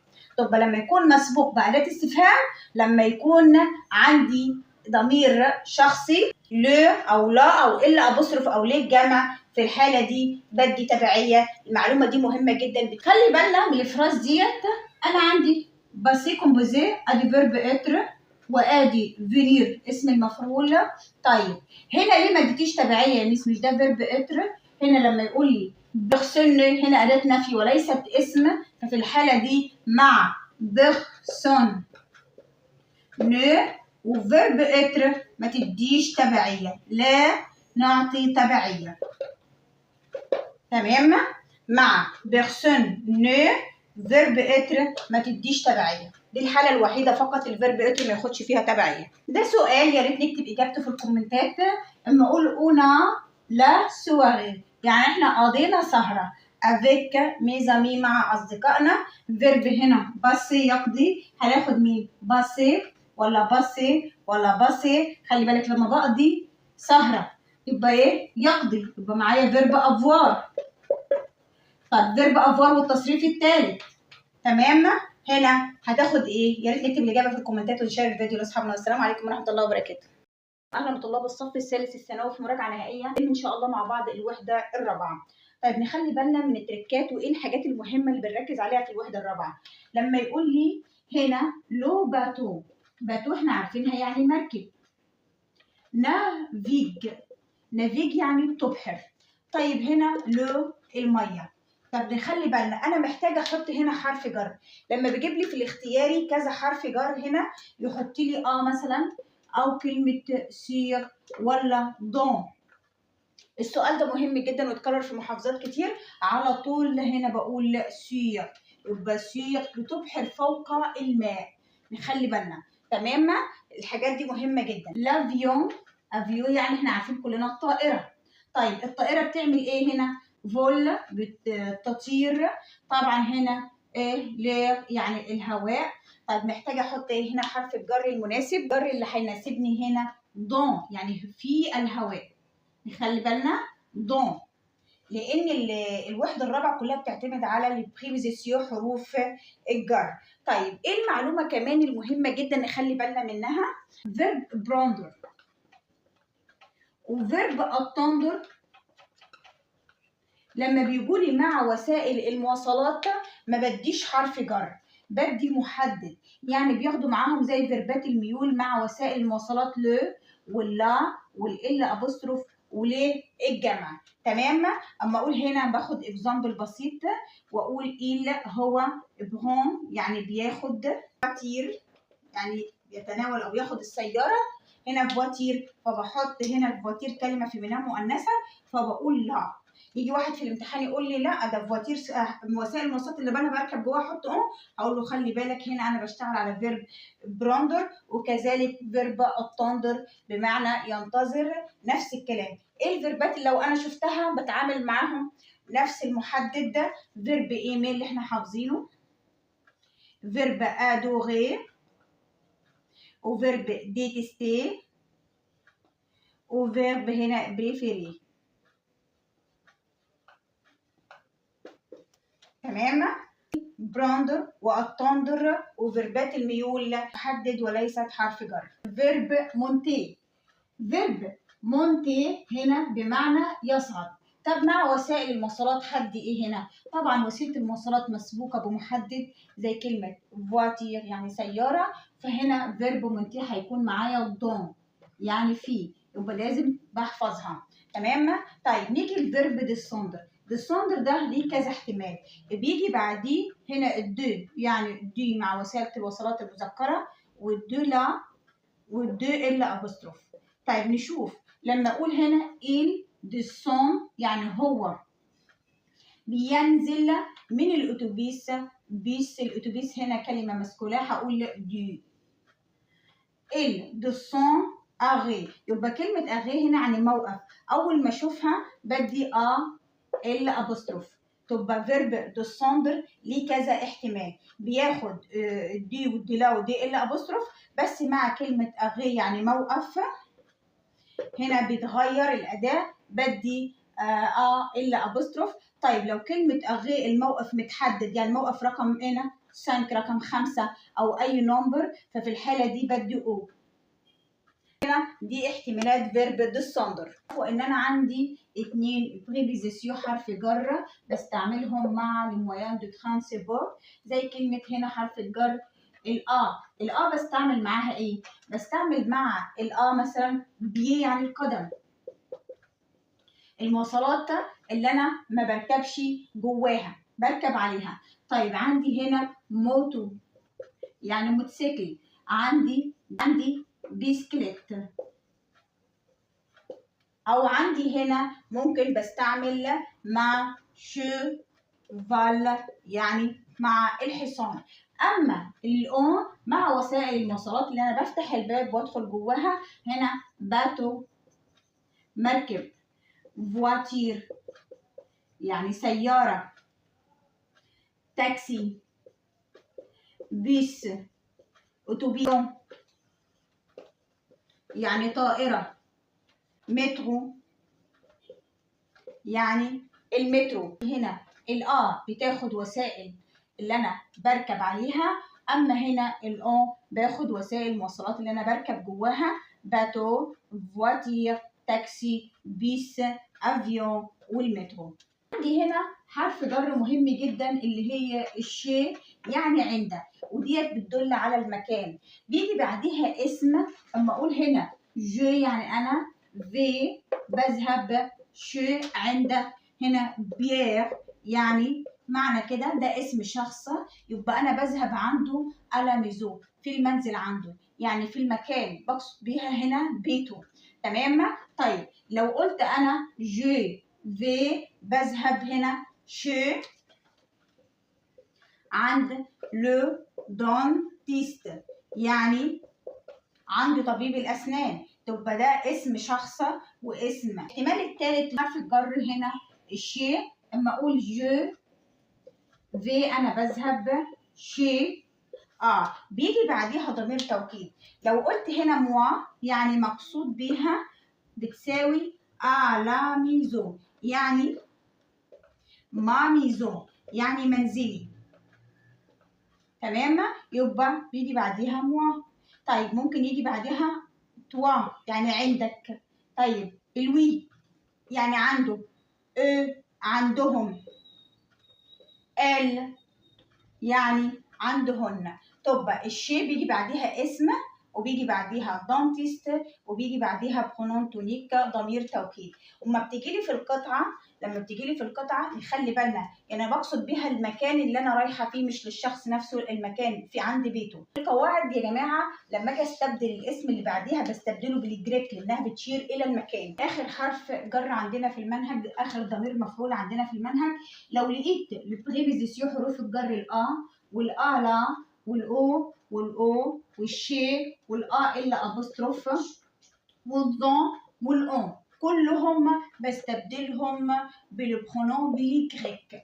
ده بيدل على المكان، مفعول غير مباشر مسبوق بحرف جر. طيب لما أقول هنا vous allez chez vos grands-parents، يعني هل أنتم رحتم عند أجدادكم؟ طبعا هنا الشي طبعا بريبوزيسيون حرف جر بيدل على المكان. ما يجيش واحد يقول لي هنا المفعول في اسم عاقل فأدي مثلا لير، هقول له الكلام ده خطأ، الكلام ده غلط. هنا شي يعني عندهم، بقصد عندهم المكان بتاعهم في بيتهم، في المزرعة بتاعتهم أو في بيتهم. يبقى هنا بستبدل هنا بالكريك، تبقى أقول وي نو نوزيون ألو. طيب هنا يبقى أنا استبدلت بالجريك. في ملحوظة مهمة جدا نخلي بالنا منها، أما أقول tu viens de Paris. طيب باري واحد يقول له ده اسم مكان، تبقى حدي الجريك على طول، هقول له لا، المكان المسبوق بالدو في الحالة دي ما بديش الجريك ولكن بستبدل بالبرونون اون. نخلي بالنا بحطها ما بين السوجي والفيرب. دي ما اقول هنا تيا ريبوندي او كيستيون، هو انت جاوبت على الاسئله. فين المفعول هنا يا ميس؟ او كيستيون، مفعول غير مباشر غير عاقل. هنا في الحالة دي طبعا مسبوق بحرف الجر، بستبدل بالإجريك، هقول وي جي اي ريبوندي يعني أيوة أنا جاوبت. طبعا ده الأوكسيليير فيرب أفوار أهو، وغيبوندي اسم المفعول من غيبوندر يجاوب. الملحوظة الكمان اللي في الوحدة الرابعة نخلي بالنا منها، لما يجيب لي هنا كلمة من الكلمات دي ويجي يقول لي اختار ما بين فيرب افوار وفيرب اتر، يبقى الكلمات اللي بتدل على الشعور زي باغ الخوف معايا افوار، فروا بردان معايا افوار، شو حران معايا افوار، فجعان معايا فيرب افوار، تبقى دي اسمها كلمات الشعور وليس فيرب اتر. عندي هنا سي الشرطية لما يكون فيها بتتقسم لجزئين الفراز بتاعتها، وهنا عندي فيرجيلا. طيب يعني ما أقول الجزء الأول بيكون بريزون مضارع، سي تيا فان لو أنت جعان أدي فيرب أفوار مصرف في المضارع. طيب الجزء الثاني بيكون امبراتيف يعني أمر بصرفه مع التي، لأن الجزء الأول من الفراز عندي مصرف مع التي. هقول له هنا مانج يعني كل ان ساندويتش. طبعا الامر المفروض مع التي بيكون اخره اس، بس احنا بنحذف التي وبنحذف الاس، احنا بنراجع الامر. طب لما اقول سي تي فاتيجي لو انت بتكون تعبان، ريبوز توا ان بو يعني ريح شويه، تبقى انا عندي هنا ادي تي وادي فيرب اتر هنا وبعديه فاتيجي لو انت تعبان، ريبوز الامر هنا مع فعل ذو ضميرين، فبقول له ريبوز توا مصرف برضو مع التي ام بيريح شويه. السلام عليكم ورحمة الله وبركاته. أهلا بطلاب الصف الثالث الثانوي في مراجعة نهائية. هنلم إن شاء الله أكبر كمية جمل قواعد ونشرح مع بعض إحنا ليه اخترنا الإجابات، وإن شاء الله ما يخرجش عنهم الامتحان. بالتوفيق للجميع. يا ريت نشترك في القناة ونفعل الجرس ونكتب في الكومنتات لو عجبنا الفيديو. بسم الله نبدأ مع بعض. لما يقول هنا مونونكل يعني عمي دي فرانس سومين بروشين. نركز، هو عايز مني زمن. سومين بروشين، بروشين يعني هنا مستقبل. المستقبل على طول اللي علينا فيرب الي مصرف في المضارع وبعديه المصدر، يبقى هنا مننكر كأنه اللي المفرد يبقى فا فينير. تمام. هنا فيا ده مضارع بريزون. هنا فيني طبعا باسي كومبوزي، وطبعا هنا فيان دي فينير ده ماضي قريب. سي لا فواتير دو فوتر بير يعني سيارة باباك. وي الي قول سيارة باباك، يبقى هنا عايزة برونوم تونيك ضمير توكيد، يعني السيارة بتاعته هو يعني ملكية. هقول هنا وي يعني نعم. دي ال ايه يعني اللي هي ال هنا عايده على الفواتير السياره. ايوه هي بتاعته هو، تبقى الوي توكيد على عايد على البير الاب، لان ال المفرد التوكيد بتاعها الوي. طب هنا ريبا وجبه تي بريفير، الوجبه اللي انت بتفضلها يبقى كل على طول بخيرك. كل ريبا تي بريفير، اي وجبه انت بتفضلها. ايير يعني باسي كومبوزي يعني ماضي مركب. مارتا اسم ولد. ايسا فامي والعائله بتاعته. لما يكون معايا مؤنث ومذكر يبقى الاثنين بيكونوا جمع مذكر. تمام. يبقى هنا جمع مذكر حد تبعيه ايه في الجمع اس. طيب هنا على كامباني راحوا الريف، تبقى فيرب اتري باسون تالي. التبعية معانا هنا اس عشان ديت جمع مذكر. هنا جمع مؤنث لو هم الاتنين مؤنثين. هنا مفرد مذكر لو هنا يعني هنا لو لوحده او شخص واحد مفرد مذكر. طيب تي دي سكي يعني انت بتمارس او بتلعب السكي التزلج. هنا بدام عندي الرياضه مسبوقه بادوات التجزئه على طول وانا مغمضه عيني يبقى فيرب فير. هنا براتيك يبقى هنا ادوات المعرفه اللي واللا والا ابوستروف. هنا فيرب ايمي برضو ادوات المعرفه اللي واللا والا ابوستروف مع الرياضه. لما اقول هنا سيغ continent se trouve سي بي يعني هنا في أي قارة. طبعا القارات هنا جمع مذكر، هقول كلا جمع مذكر توجد هذه البلاد. طيب هنا كلا وهي جمع مؤنث كوا يعني ماذا ما تمشيش معايا. كلا وهي مفرد مذكر هنا جمع ومذكر آخرها الاس. جن في او سينما يعني انا لا اذهب الى السينما. الجمله فيها ايه؟ نيجاسيو نفي. طيب يبقى هنا سوفا مرفوضه اللي بتيجي في الاثبات يبقى معايا اغيان او بيرسون او جامي. طيب هنا بيرسون مرفوضه معايا لان انا بسال على شخص. انا لا اذهب الى السينما هنا يبقى جامي مطلقا، انا ما بروحش خالص السينما، ما ينفعش معايا لا اذهب شيء الى السينما. تبقى هنا نيكولا مانج دي بولي يعني نيكولا بياكل فراخ، وطبعا هو بياكل كتير. هنا نخلي بالنا عايدة على دي بولي، عايزة استبدلها المفعول مسبوق بأدوات التجزئة بالبخنوء على طول. عايدة على الفراخ هو بياكل منها كتير. مون بيتي فغير مانج يعني أخويا الصغير بياكل يا أخت. وقلنا يا أخت من الكلمات اللي هي بتبدأ بحرف متحرك ومع ذلك لما أجي أشتغل معاها ما بديش إلا أبوستروف. أخت والهاند بول واليوجا دي بيبدأوا بحروف متحركة الأش والجريك ومع ذلك ما بديش إلا أبوستروف.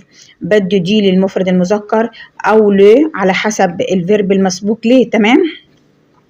هنا السؤال أبو درجتين. جي برون أنا باخد بسكوي بور مون غوتي يعني أنا بتناول بسكويت عشان المون غوتي يعني الوجبة اللي هي السناكس الوجبة الخفيفة. طيب أنا هنا باخد تغوى 3 بسكوتات هاكلهم. تمام. ان بوتي يعني ازازه، لا ما تمشيش معايا. هنا كيلو باكل كيلو معقوله هاكل كيلو في الوجبه السناكس. هنا ان بول دي يعني البوله ما ينفعش. مون فغير اخويا جو بيلعب فيولو دي آلة موسيقية مذكرة مع فيرب جوي. بدي أداة فيرب جوي مع الآلة الموسيقية بدي دي ودي لا ودي إلا أبوستروف يبقى هقول هنا دي عشان هي مذكرة. جيجو الترومبيت برضو فيرب جوي مع الآلة الموسيقية، والترومبيت هنا آلة موسيقية بس مؤنثة. سيما باسيو أنا عشقي حد دي لا على طول عشان هي كلمة مؤنثة. لو الآلة موسيقية مذكرة بدي دي.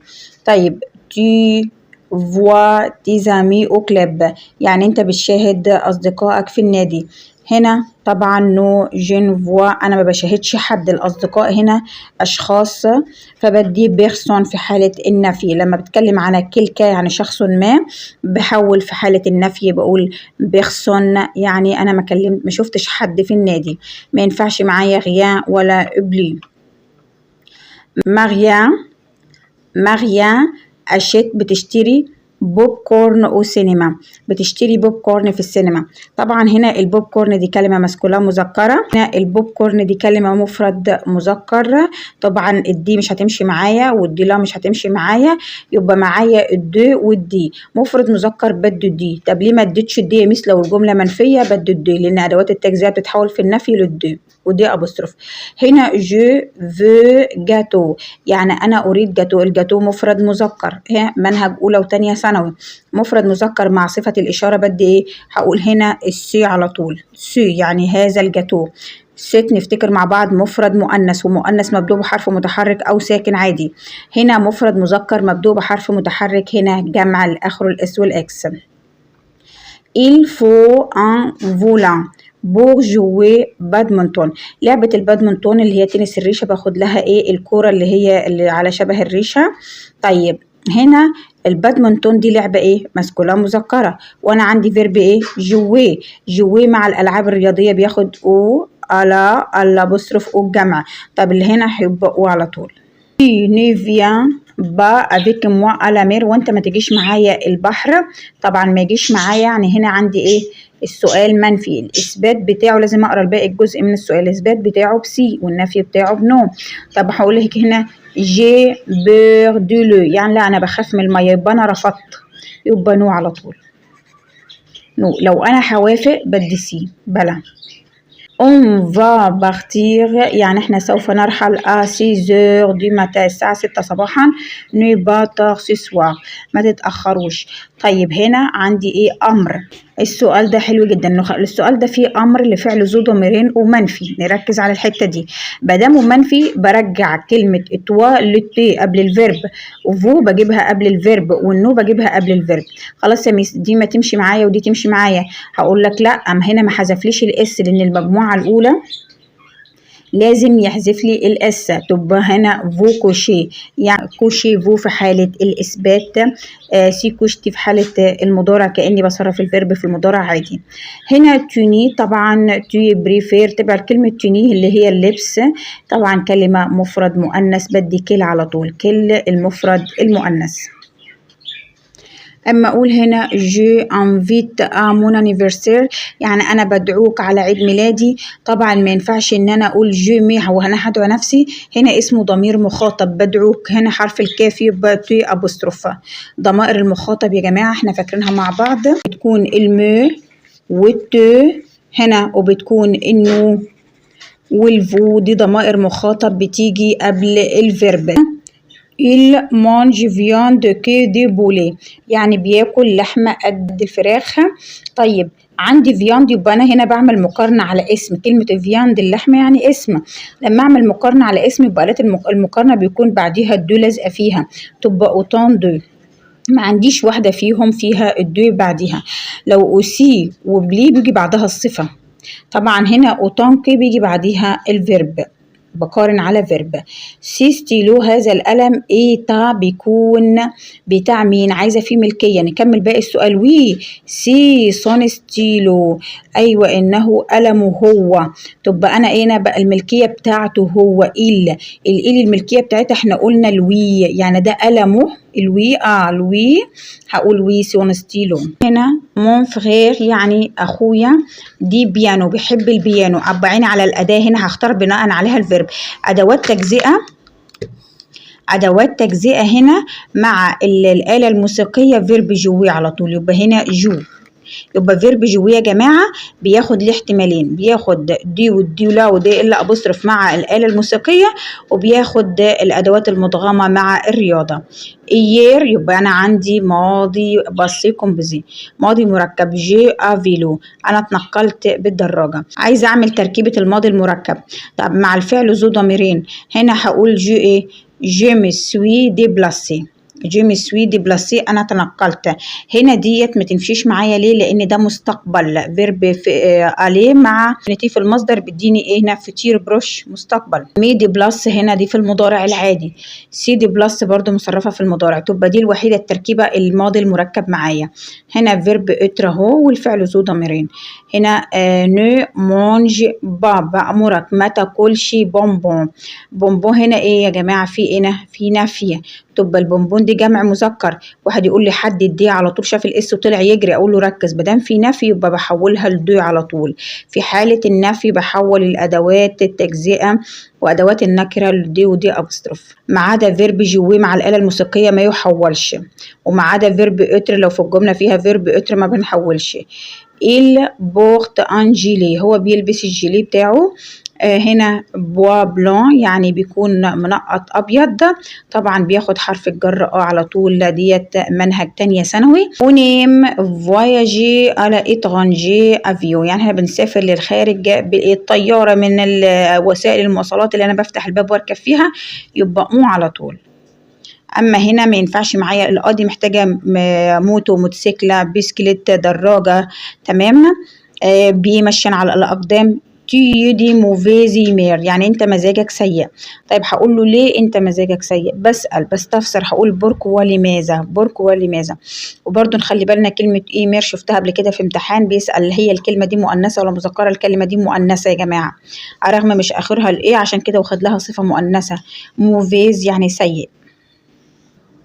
لما اقول هنا ايه تري شيك، يعني هذا الرجل شيك جدا. يعني ده رجل مفرد مذكر مبدوء بحرف متحرك. في صفة الإشارة بقول ست، احنا لسه قايلينها صفات الإشارة، لسه قايلينها اللي هي السي مع المفرد المذكر، ست مع المفرد المذكر بس مبدوء بحرف متحرك، زي كلمة يعني رجل، الكلمة دي مفرد مذكر بس مبدوء بحرف متحرك، خدت لها ستة. طيب ما لو عندي مثلا كلمة أمي يعني صديقة، طب ما هي مبدوءة بحرف متحرك بس مؤنثة، فبديها الست عادي اللي هي المؤنث، المؤنث دي بتمشي للكل. طيب هنا السي طبعا للجمع، دي ملخص صفة الإشارة. تيو انكور فاتيجي، وانت لسه ما زلت تعبان، طب انا عندي كلمة انكور في حالة النفي بتتحول لإيه يا جماعة؟ بلي على طول، لم أعد. نو جو ني سوي بلي، لم أعد فاتيجي، هنا تعبان. لو أنا حابة في إثبات باخد سي، لو في نفي بقول نو.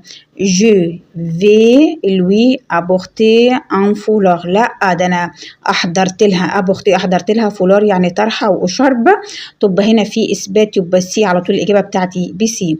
سي ليجنج، الليجنج ده يا جماعه اللي هو البنطلون الحريمي، وده جمع مؤنث، يبقى بحط له ال اس، يبقى ال، يبقى جمع مؤنث بستبدله بال، هنا عمل لي فيرجيل واقول ال تو فون بيان. تمام. ليو إلينا فيان بيجي بوردو، بوردو دي مدينة في فرنسا. فيرب فينير بحط الدو على طول. ها تمام، محدش يقول لي آخرها اكس بحط لها دي الجمع، لا يا جماعة. طيب نخلي بالنا هنا فيرب فينير اما يجي بعديه اسم مدينة بدو الدو. تمام. هنا دو بوردو، مدينة بوردو على الرغم من آخرها اكس بس دي في أصل الكلمة، تمام مش جمع، فبقول هنا دو بوردو. تيجو هاندبول، الهاندبول من الألعاب الرياضية المبدوءة بحرف متحرك ما عملش إلا أبوستروف، هنا فيرب جوي مع الألعاب الرياضية على طول يا جماعة، خلي بالنا. هاندبول. سامي مي دي لويل دون لو ري، يعني حط زيت على الرز، ويل مي يعني حط شوية. طبعا هنا أنا بقصد هنا الزيت مبدوء بأدوات تجزئة، بستبدله برقانون على طول. مسيو دوني موا باسبور، اديني يا مسيو الباسبور بتاعك. طبعا هنا في صيغة أدب واحترام، يعني هنا الكلمة مفرد يبقى فوتغ، تمام، لان انا بستعمل مع الفو الملكيه فوتغ فو، طبعا هي لو جمع كنت اديت فو. ما فامي العائله بتاعتي لي ويكند ديرني على كامباني، عندي هنا بصيكم بزي عشان كلمه ديرني يعني راحوا الريف في الويكند الماضي. طبعا هنا ما فامي العائله مفرد مؤنث، حد تبعيه مفرد مؤنث، هقول هنا ايه باسي يعني قضوا الويكند بتاعهم في الريف. هنا الايه معايا تبعية مع فيرب اتر مع المفرد المؤنث. دون غيون اون اشيت دي فروماج. دون غيون اون اشيت دي فروماج، في اي قسمة احنا بنشتري الجبنة. كلمة غيون هنا مفرد مذكر فبدي كل مفرد مذكر. النيابة طبعا عندي هنا الجريك لا يوجد موستيك دون لا شامبر، يعني لا يوجد ناموس او حشرات في الغرفة. عندي نفي بدو على الرغم من الكلمة آخرها اس، بس عشان الجملة عندي منفية، ونخلي بالنا منفية ما فيهاش فيرب جواه، منفية ما فيهاش فيرب اتر. هنا لو يخت نافيج، لو بيبحر في المية. سير يعني فوق الماء. توني فا با على بيسين، هو انت مش هتروح حمام السباحة. جو ديتيست لا ناتاسيون، انا بكره السباحة. يبقى انا عندي هنا لو اثبات حدثي، مفيش عندي اثبات، هنا سؤال منفي وبقول لك لا، يبقى نو على طول. مون بير نو ريغارد لا تلفزيون، بابايا ما بيشوفش التلفزيون جامي مطلقا. نخلي بالنا لو حاطيني هنا حرف صغير حرف الجر وقال لي لا تلفزيون، يبقى ريان ما بيشوفش حاجة في التلفزيون. اما هنا ما حطهاش بقول له جامي. بيرسون لما باجي هنا بنفي شخص، وده لا توجور دي بتيجي في حالة الإثبات. Comment tu peux en ville، كيف أنت تتنقل في المدينة. نخلي بالنا هنا أنا عندي فعل إيه مصرف، التاني بيكون في المصدر وده فعل ذو ضميرين، بس الضمير بتاعه بيصرف طبعا الفاعل بتاع الجملة. تبقى تي دي بلاسي، يبقى ادي الفيرب في المصدر بس السي بتاعته اتحولت للتي طبعا للتي الأولى الفاعل. لو لابان يعني الأرنب ده جيدونا مانجي، يعني أنا بأكله. هنا عايدة على الأرنب يبقى هنا اللي. يا ريت ما ننساش اللايك والشير والاشتراك في القناة، والتوفيق للجميع. السلام عليكم ورحمة الله وبركاته.